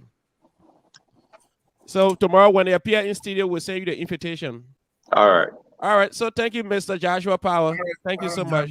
Thank you. So we will go to our brother Hoti Pamo, the tough talking Hoti Pamo, the man that never shy away. Go ahead, my brother. Give you 2 minutes parting. Yes, I want to say thank you for affording me a time and to others that on the show are going to be listening. I mean, I had to share our views on what to do to minimize the situation, because this situation is a serious problem for our country. It's a complete disaster, and we have to look at the causes of these things. Like drugs, we already know the causes is drugs. How can we mitigate it? What are some of the mechanisms can we put in place to have this solved? Like Mr. Power said, yeah, we can go through the halls of legislature and tackle it from a district level, tackle it from schools, tackle it from any ways that we think that we give a solution. Because if they don't want to go by it, because let's look at the budget. You just said it, 40,000 is disgusting. You got 1 million for the former president, 1 million for the former president organization. Then you get 40,000 for mental health stuff. It's disgusting. So those politicians, like Tutu said, those politicians, we should not depend on them. They only need the goddamn time for election, but when they're done, they leave them. They leave them out there. And we can be the victims, we the common people, because most of them have security. Some of them have police assigned with them. The Soko can't go to representative house and go do anything bad because the Soko knows that he or she has personal security. So they don't care. They only need them time for election, but when they get done, they put it aside. So we ourselves, the direct victim of the guys. So we need to see how best do less talking, more working. Talk the talk, work the work. That's what we need to do. Put our foot down. But all is here, you got an idea. Okay, see, Mr. Loki is here. Others here, they have idea. They can see how best that get to Liberia or get organization, try to provide some education for them, give them some skills. Because some of the guys are not working. Nothing. They get no skills. So at the end of the day, they go jack phone and sell the phone for jobs. They take it and they be fearful to go out there. And we have many of our families, our girls, children, our boys, they are also coming or looking at the guys in the same community with them. Children learn by seeing actions and other things. So we need to see how best to provide the necessary education. We need to put our foot down, see how best to engage government. While we engage in the government, we ourselves need to do something positive to see how best we can have this reduced, that our country can be free from the disaster. Because every day, every night, people don't sleep in peace. People get home at 8 o'clock, 7 o'clock. Back then in Liberia, when I was there, I used to come home from outside 11, 12 o'clock. I had my own place. And there was to be a friend just sitting from my house. But these people weren't doing it. So the issue is that we already know the root causes of these jobs. What's the solution? How can we tackle it? We, the Liberians in America, other part of the world, to be able to help. Government, just leave them. They don't have interest for the people at all. So we need to do that to see how best our country can be safe without all the necessary things. Everyone or other here, the state of Indiana can have our own method home in Liberia. We can do it. We the Liberians in Indiana. Provided we can reassess and see how best to put ourselves together. What we got to expect, we got people here just to have the facility. We can rent a place and have few people, 10, 15, give them education, teach them, and see how better they can be a better people in society. That would really help our country and our people. So once again, I want to say thank you for the time, and we hope to do less talking, more working for the betterment of our country. Thank you. Thank you so much, Mr. Hoti Palmer. We look forward to seeing you again. Thank you so much. All right, so we go to Mr. Ivan Logan. We just have 2 minutes of the party, sir. Yeah, anyway, thanks again for inviting us on the show. I apologize. I have to bring my kids over for the basketball practice. That's so fine. I have to put on my jacket and come over to the school. Now they're in the gym, gymnasium, during the practice. I'm trying to put us on LeBron James, Kobe Bryant. Yeah, so. All right, but as I heard some of the quarters and I heard some of the panelists saying it takes everyone efforts to make this happen. But I want us to realize if you're going to address mental health, you can't just address it on a one-person bit. It is impossible. Yeah, you can be Mother Teresa to go and speak all you want. You can champion the cause, but if you don't have the support and the resources to make those things happen, you will be doing yourself a waste. You have to get the resources, and who has the biggest resources is the government. I can tell anybody who can do all the talking. Yeah, I'll make some money. I can go to Liberia and give somebody $500 and say, hey, maybe open your business, but trust me, I'm gonna go right back to drugs. I don't have the resources to build the type of institution that's supposed to help the guys and sustain them. It costs money. We in the mental health field in the United States, we working in the field, we see what it takes to sustain one person. You got Social Security that's bringing money in every month, plus you got Medicaid that contributing towards that person starving. If it's money, you can you're gonna go to Liberia and just build some facility and just throw people in there and say, hey, all right, I will depend on some Liberians in the United States to just send money. Why if you don't send it? What happened? It has to be a consistent thing if you're going to rehabilitate people. You can't say, oh, sometime, oh, the organization don't have money, so we can't send money. Oh, we didn't raise funds today. You can't do that. Look, that's going to relapse. So that's what we say the government, we can champion the cause. We can champion this cause, go in and empower most of our people to get on those legislators, those senators, and the executive whatsoever. We got to champion the cause and let those people go to the legislature and pass law and make sure money is in the budget for this program. We can say, if you're not in this field, you can sit outside and say, we can go to Liberia and just go there. You don't need the government. You don't need money. You can just walk there or take one person here and change that budget and change everything. Trust me, this program is not a program that you can just walk into and say, I'm an individual. You got people that, you know who you got in Liberia? You got Sir Joseph. You got Commies. You got Ure. Those guys have money. You think nobody can change that? That's true. You think nobody can put the money into it? It takes a system, not individual.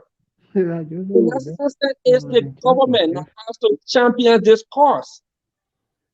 It takes a whole lot to make this happen. It's not, look, guys, I think Mr. Law would bear me witness on this. He's in the field. And we that in the residential area, we know what it takes to sustain just one person. One of my individual budget is more than 150,000 a year. So if you're gonna tell me you're gonna help at least 20 people you know how much you're gonna be spending, and you got a sustainable provider food and the living expenses, then the rehabilitative part where you gotta look.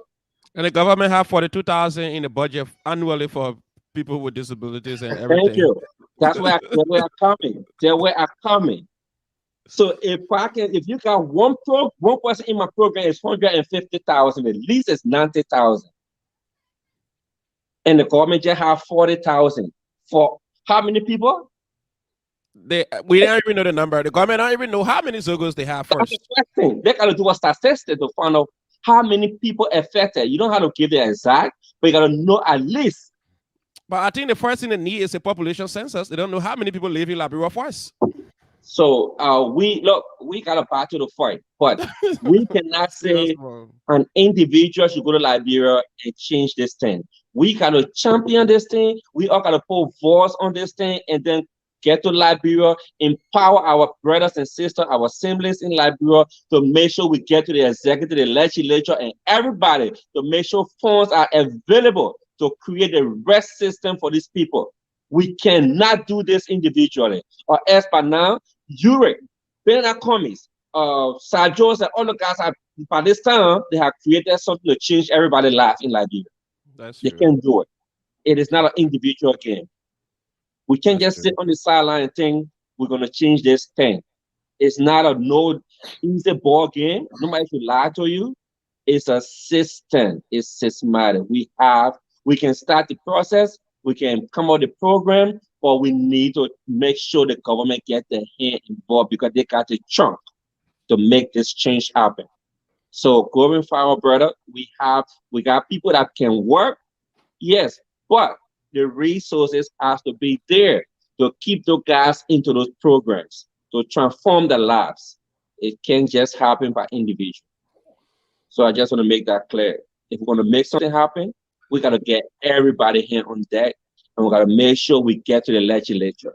Election is coming, 2023. This is the best time now.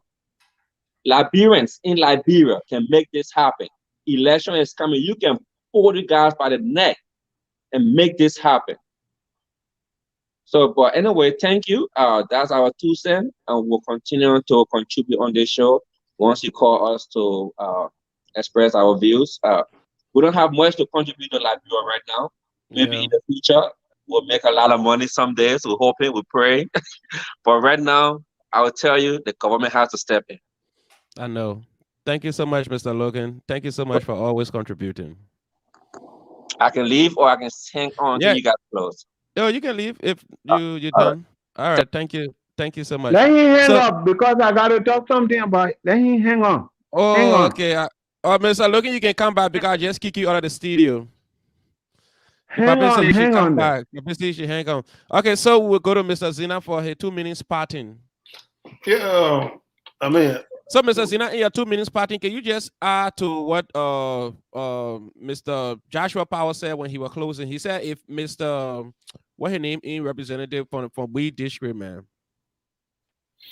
Oh yeah. Vincent Willie. Vincent Willie. I made that comment.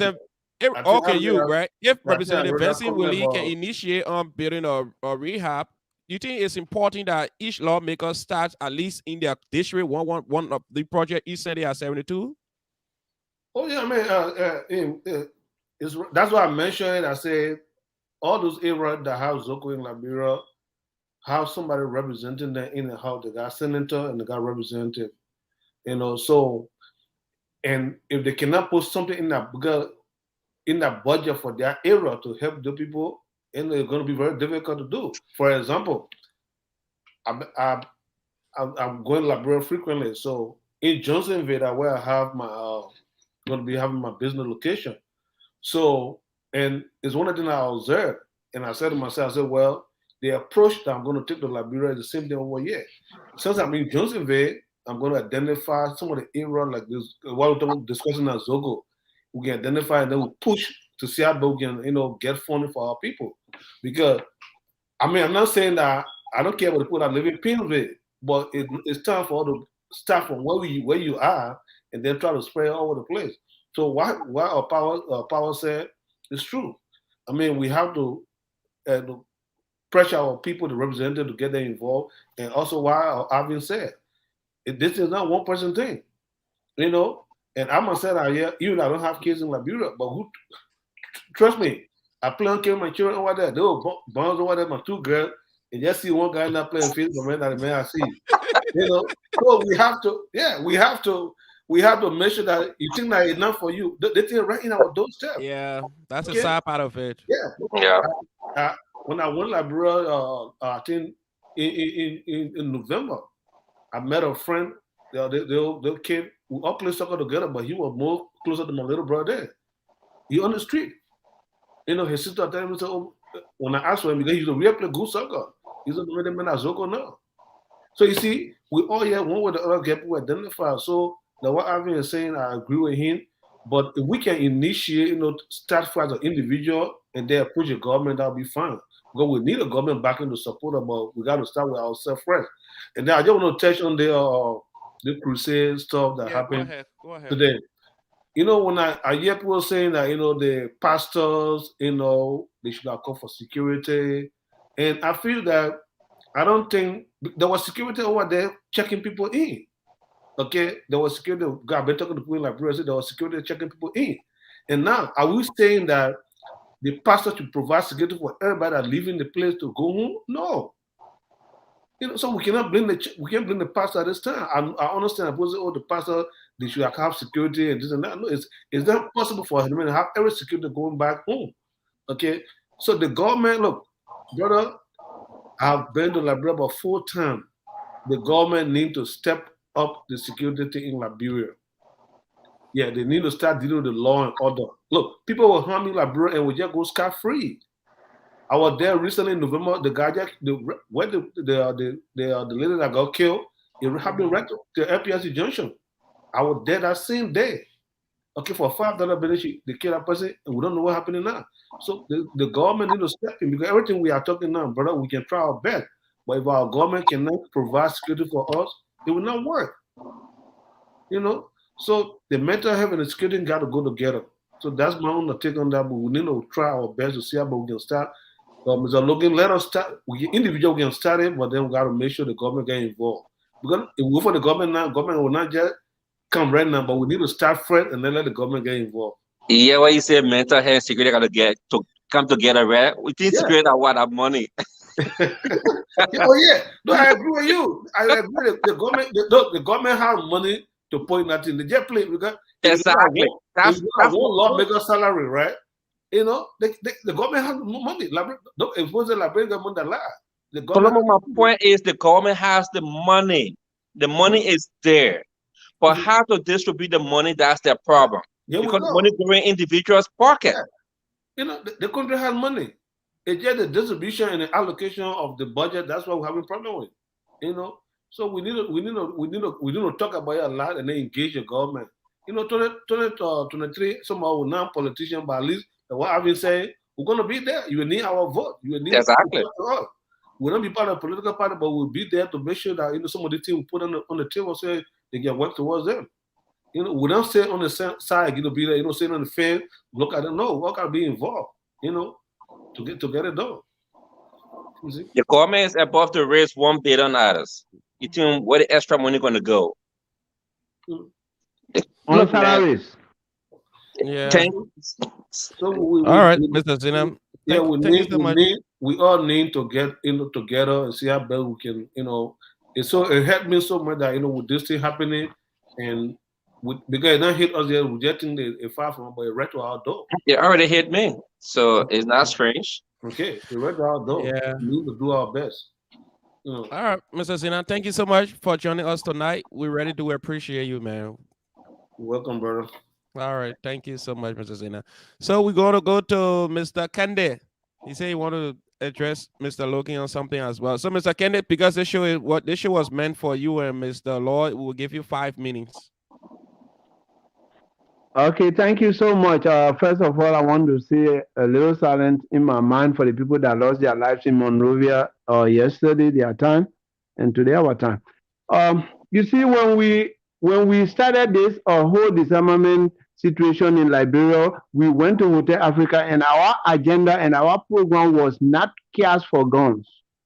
It was cash for human capacity development, HCD. But when the money dropped into Claudio or Sawyer's hand, the plan changed. Guns for money. And they distributed the money. And when the money got finished, the last quarter of the money in the guy's hand, they went down water side and bought bear barrel cutlasses.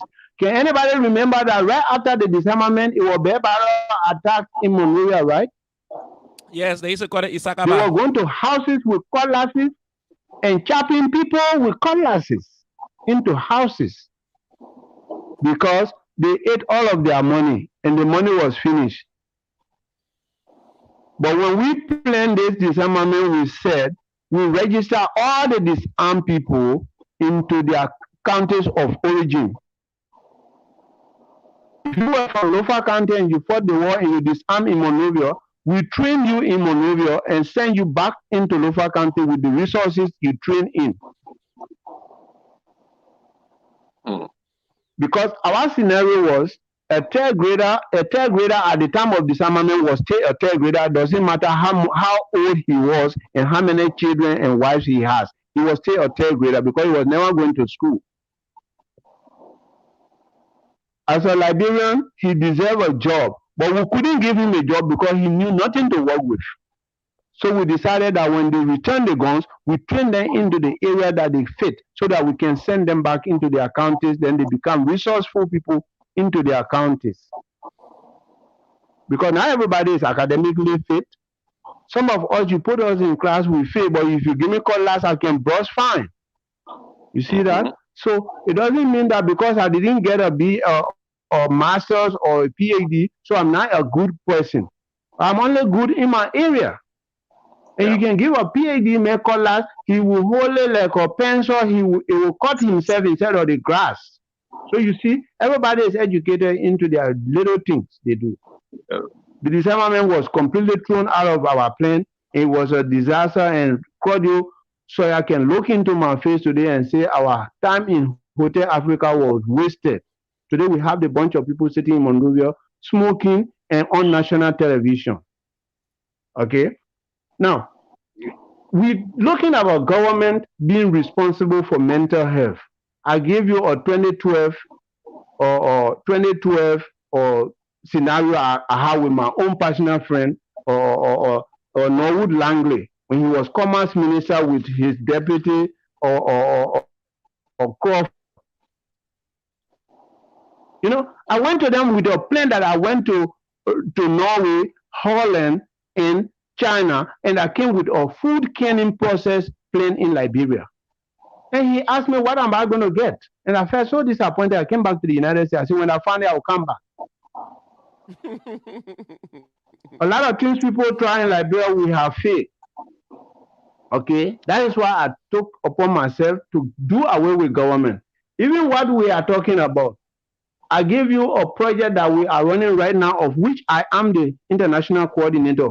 The Friends of Foya Bomber. We have sent 240-foot containers of medication to Liberia to Foya. We never consulted government. We don't care about health minister or whosoever. Because by the time you give it to them, they open drugstores and sell all of your things. They will not account for it. We don't trust them. The former principal for Bofe, who they killed in Maryland, in Maryland, he will send a container full of computers. They disappeared between Freeport and Monrovia. We don't know where they were, where they went. Anything that goes through government is a disaster. So even when we decide to write this project, we can do it without government intervention. We can hold them to help, because that their responsibility to provide us security and make sure that nobody steals our property. When I worked for Save the Children, we had an argument with Charles Taylor. He wanted all the NGOs to report the budget to him, and we said we will pull out. We can't give him a penny. We will pull out. So you see, if you say we want sponsors and we link the government of Liberia name on it, we will never get a penny from nobody, because nobody trusts our government. They're not going to give us a penny. All they do over there is raise money for salaries. You see the people putting $40,000 for mental health for the whole country, 15 counties, and they are taking $30,000 every weekend to take their girlfriends to go and dine on the beach. They don't care, because we have not put people in positions who are responsible and accountable. We take people who Joy Taylor, my niece from Lofa County, who had not become Bon County woman, from Zozo. I don't know when Zozo became in Bon County. Now she's a Bon County woman who say, oh, this is our time to eat. So they put people in positions for them to eat. That's why I say anything we want to do, if we link government, we're going to be disappointed. Nobody is going to help us, because people don't have trust in our government. Our government is not a helpful thing. It has been a disaster, because the crab mentality is what Liberia is using. If they can't do it, nobody must do it. You know, when you go fishing, you put your fishing net, you catch a whole bunch of crabs, you put them in a rubber bucket, you hit in the water now to boil them over. One of them say, hey, we got to get out of here. He said, how do we do it? He said, oh, y'all watch me. When that crab climb up to the end of the bucket, one of them will pull the foot and pull it back into that bucket until they can pour hot water on, then they cook them. That's how Liberian people are. Anything they see people doing, they're not able to do, they spoil it. So you will all be sitting down on the ground there and do nothing. Government of Liberia is an example. You give them anything, they will not account for it. The Ebola money, they can't tell nobody. They printed their own money. Up to now, they say they don't know who took it. That kind of government, how can you trust it? You steal from yourself. Your wife cook food, you put it in the kitchen. She go draw water, you go steal the food. When she come and say, bring the food, let's divide They say, oh, I don't know who ate it. That's the kind of government we have. People just steal whole day long. They pay themselves. All the money they're begging all over that to go pay salaries on themselves. You work here in the United States, can you make $10,000 a month? They're making that huge amount of money. And they're not doing nothing with their money. They're living in rental houses. You go to Monterey, all these people are renting. They work with a whole bunch of money. Every month they get $15,000. They're not buying car, they're not buying gas, they're not doing nothing. They bring their own family people and government pay them for taking care of them in their houses. And they eat all of that money and remain in rental houses. That is why they are fighting so not to go over from there. That's why I don't want to talk about politicians. If we're going to do this stuff, we will meet. I wrote for the Lutheran Church, mental health develop or care in Liberia. But they treated my documents for Monserrado, and I told them, no, I wanted all 15 counties. I wanted for us to do feasibility study to know how many people in each county. Then we can write a project to send it for sponsorship. They said, oh, they want to do in Monserrado. I said, no, then you don't do it. My friend J. Lazarus Frumo was then the coordinator for their program in Liberian counties. I told him, don't use my program in Monserrado, leave it. If they can't do it for Liberia, then they must not do it for Monserrado. Because they will just get the money and steal and eat everything and don't make no report. That is the government that we have. For me, I'm not a politician, I'm a farmer, my pa don't know book. He never been in the city. If he comes there, say he's scared of everything. So I'm not going to trust no government. We're doing our FOIA LOFA Obama project, of which Dr. Nathaniel Samba in Indianapolis here is the president. I'm the international coordinator. We send our 240-foot containers. We say my friend Dr. Goningale was then the health minister. He's my personal friend. We used to play cards in Phoebe. I said, we should not tell them. They must see our container passing, going to Lofa. It's not their business, because by the time we tell them, they will take all the things and go provide warehouse, and the next day we look, everybody have a storage in Monrovia, they're selling our medicine. So we don't trust the government of Liberia. I don't trust them. If anybody do, I'm not one of them. I don't trust them. If we write our projects, we can lobby for resources. We know how to write grants. We know how to go to people. If we do away with the government, we can get somebody to support us. Government is a failure. Right now, I don't know the next one, but all of them have failed us, and even the churches. All of the pastors have failed Liberia. They only go for the brown envelope to the president to say we're having fast and prayer for the church. And then they give them the envelope to go feed the people. He take a portion and go bring few people and say, oh, the go to the president, say, we're praying for the country. Liberia don't need no prayers now.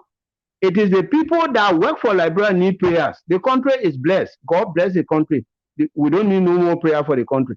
We need prayers for the people that are leading us, for God to take their hearts, take the cruel one from inside, take human being heart into their heart, because they see people suffering. People are not making $1 a day in Monrovia. Some people can call party, like the president was singing in Cryatown, to a party that was lavishly thrown because somebody was getting married. He was a musician.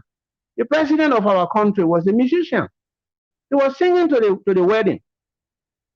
So you see, when we have all of these people who are very, very irresponsible, to say the least, and they are not accountable to anything, they're not transparent, everything you ask them to fight, then don't put your project into their hands. They will break you down, and they will not have, you will be afraid to come back to the United States when the donor asks you, what did you do with my money? You don't want to do that. That's true. Do it by yourself. That is why when people want to do things, let us start it from the grassroots, like somebody said over here. We should we should write a small project that will help us to de-traumatize the people in the prison compound. When we de-traumatize the people from the prison compound, our donor will say, yes, these people are serious, we can support them for external projects. But let us start from a grassroots project. We're not going to start the whole of Liberia at a time. Let us start one prison compound to another, and then we spread into the Liberian counties. But the government of Liberia, You will not see me. I will write the projects. We will write them together. I will give you the idea. Who want to go challenge them? Go there. The next thing you ask for the money, you go there. They take you for a boat ride, and you disappear. And they say you went swimming. You lost. You see my friend from Kokoya. You see my friend from Kokoya who lost from the beach in ERWA. I was there when he wrote that thing, how he going to explain how the money from FPRC lost. I said, oh, my friend, this boy is going to die. I told my people in the car that day, I said, this boy is going to die. I bought the newspaper, I brought it here. 2 weeks after they found his body floating on the beach, they said he went swimming. Do you want to go there? Yeah. Liberia had 10 cruel, wicked. You want to talk about truth over there, you will stand alone and they will fight you and they will kill you. And nothing will come out of it because our justice is under the operation or knife to replace a heart in the justice ministry in Liberia because it's probably not going to survive. They have never settled any case. They can't find nothing. I don't want none of you to go there because I would love you to stay here and we'll do something good. Don't go challenge that government before something happens. All right. Thank you so much, Mr. Kenneth. We look forward to hosting you again because today just the situation in Liberia, so we just decided to shift to this conversation tonight. So we look forward to having another show. I will say the invitation as well again and have you and Mr. Lord share the panel here. Thank you so much for having us. Okay. Thank you so much, Mr. Kenneth. The elder has spoken. Yep. Well, Mr. Logan, you can leave if you want to because you're already done. Thank you. Okay, thank you. So we have Mr. Lord now. So Mr. Lord, it's all yours now to just give us the parting. Yeah, I won't take a long time. Okay. Again, I just want to extend my thanks and appreciation to you for letting me to come on the show and then express my 1 cent, 2 cent idea. And again, we also want to extend our condolences to the Pimp family again for all those that lost their life from the stampede.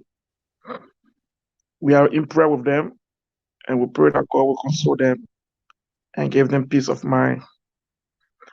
Again, having Logan said it all, the government has the biggest pocket. Any program you want to have in mental health, it has to do with sustainability. You can kind of raise $100, you carry, it will not sustain the program. The government has the biggest pocket. Yes. You can write all your project, but when that program is not sustained, the purpose for which you have organized it and the goals will not be met.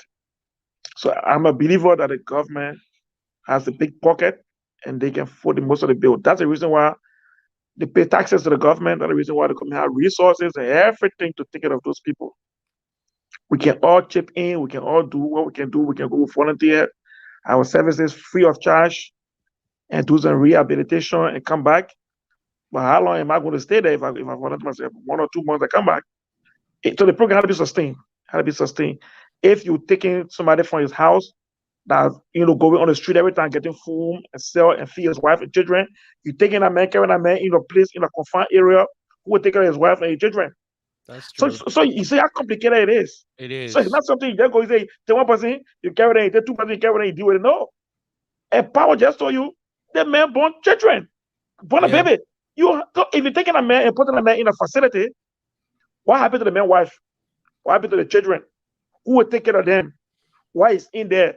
In there for how long?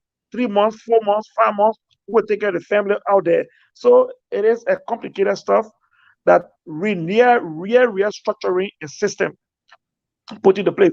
If we take you, we'll take care of your wife and your children while you're in there, getting some vocational training, and that when you come out, you can be able to, be useful. And it's the whole program. Trust me, the whole program. That's Few true. individuals can just take on it and be successful. The government has the deepest pocket and they can fit in. We all can contribute, but the government has to do 90% of whatsoever will become in. So once again, thank you to all the panelists that were here. And we will come back anytime you call us so that we can discuss more when it comes to mental health. Because as I said, it's our area. Yeah. So we come back more. We are expertise in that. We are lesson in that. So we can come back more and then talk. Again, before I forget, I'm a pastor man. So, Yo, so your group, if you please send me, yes, please, yes, yeah. I think you see my middle name there. My middle name will tell you I'm a pure power from Louisville. Yeah, so But I will reach out to Mr. Rich W. Basigia because he's the president because the chapter just established in Indiana here. So I will reach out to him. Then he will just hire you at least to the executive board because he was looking for executive board members. So at least he can just hire you to that executive board. So let's talk Bassa people's story. Exactly. Yeah, we appreciate it. because we never had anything in town here called the Bassa chapter. The Grand Bassa chapter, so it's just newly established. So when you look on the screen here, this is their logo here. You see it? It's an Indiana chapter. It was established September 5th, 2021. Okay, very new. Yes, it's very new. Yeah. So we look forward to seeing you part of that. We look forward to seeing all Bazoran that live in town here to be part of that. Okay. Yep. So thank you so much, thank you for the platform, man. It's a good thing, man. At least our community have our own platform. Thank you. Yeah, that's why it was intended for our voices to be heard out there to discuss issues that relating to our community because we can't just be behind the camera. The world have changed. Yeah, we have to be in front. People have to see that we're going to Liberia Association election. All of our candidates are right here debating, and people calling from Germany, calling from whichever country, and seeing that and know whoever person going to be the next president of this community. Exactly. We can't just be having our community issues, just going to town hall and leave on that. Nobody know them. Yeah. So that's the sole purpose of it too. Yeah. Thank you, my man. So thank you so much, Mr. Law. We look forward to having you again. But I will still set up the engagement. So at least you and Mr. Kenneth, because Mr. Kenneth, I let him because he been around for some time too, but he into a whole different world that has to do with farming. Yeah, then you will speak from the ministry side and the mental health side too. So that's why I wanted to balance it. But surprisingly, we had a kind of story last night. No, it's okay. So, no, it was worth it. It was most of the program today was suspended just because of what happened. Everybody was discussing this. So, and thank you too for bringing it out. Because we have been like insensitive to the people of Liberia to discuss different things. And there's a training issue right now. It's a training issue right now. Everywhere. Yeah. It's a breaking everywhere. News. Yeah. All right. So thank you, Mr. Law. My regards to your family then. Yeah, same to you, my man. Thank you so much. Okay. Alrighty, so you have been in conversation with Philip. So you got Logan. I'm your lead host, and I was in conversation with the rest of the community folks. We have Mr. Law. You had the vice president. Earlier on, we have Mr. Ivan Penner. He gave his shock condolences message to the people of New Crew Town. So, I want to say thanks to all of my followers, all of the people who subscribe to this Logan's Hour. You can just go on your Facebook and look for Logan's Hour. You see the Logan Hours page. You can just like it. You can go to YouTube as well and search for Logan's Hour. We are on live as well. So I want to say thank you for always joining us. We are so proud because of you. We are here. Before we leave, we just want to hear from our president again. Today, our president make some pronouncement. So we just want to hear from our president before we can leave. So I'm going to play the president shortly. Let me just put the president on, put the volume.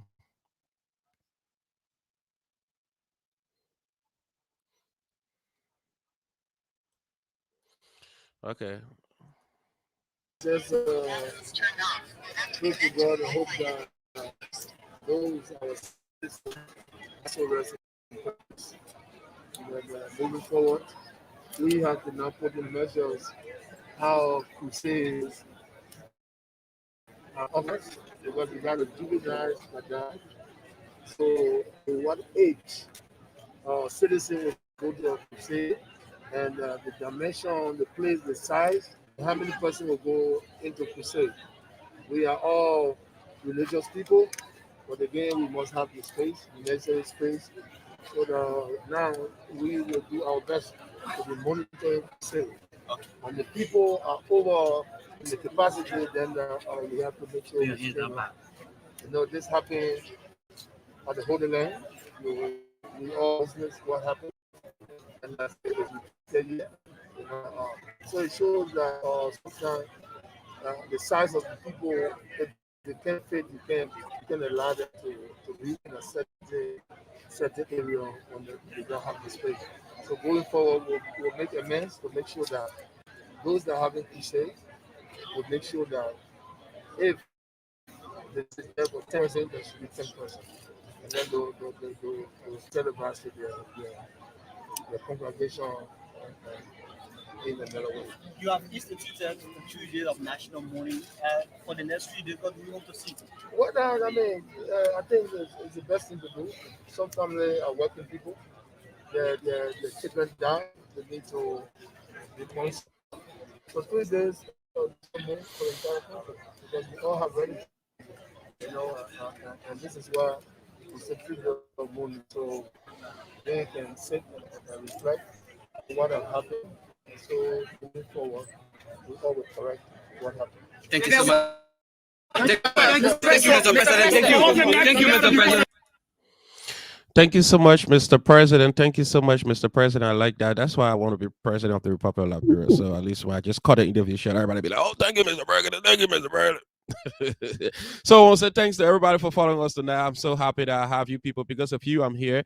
This is not going to end. We're going to keep doing this. We're going to talk about issues of national concerns as well.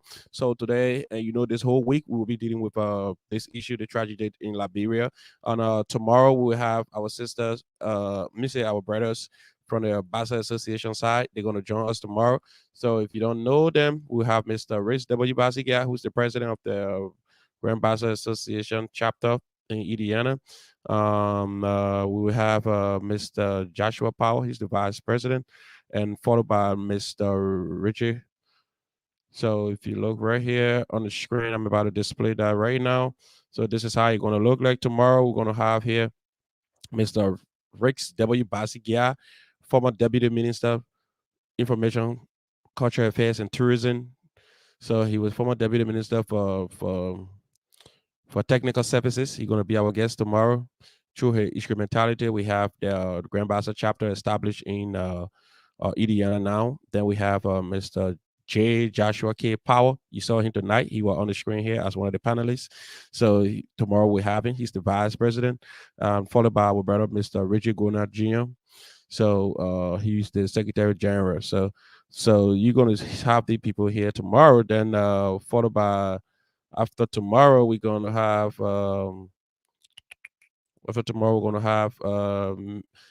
on Saturday we're going to have two guests. The first person going to entertain us more, because she can forget about entertainment when it comes to that. She's an entertainer.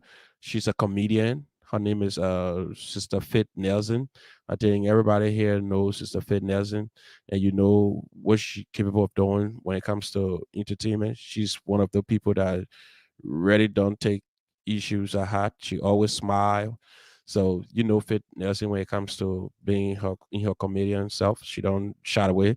So this is Sister Fit Nelson. If you don't know Sister Fit Nelson, all those videos you can see on Facebook, Fit Nelson, she can be wearing a lapa going around the house. And so this is Fit Nelson. If you don't know the comedian, tomorrow you're going to see her.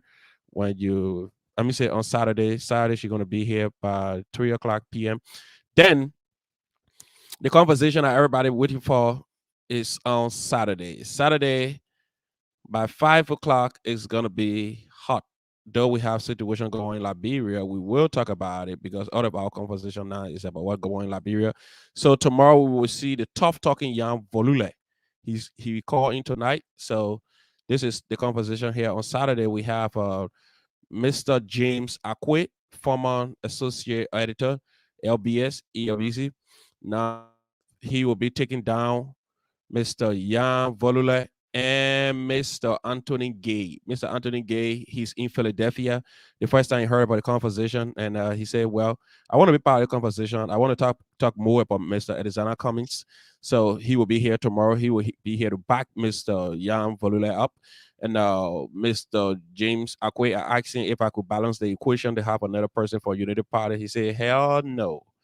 I know myself. I know what I'm capable of doing. So he want to take down the both guys. So, well, it's going to be very fascinating. It's going to be interesting. And we're going to have somebody here as our guest panelist. So, that person, you're going to see that person, you know him already. So we want to say thank you for following us, thank you for joining us, thank you for always being here.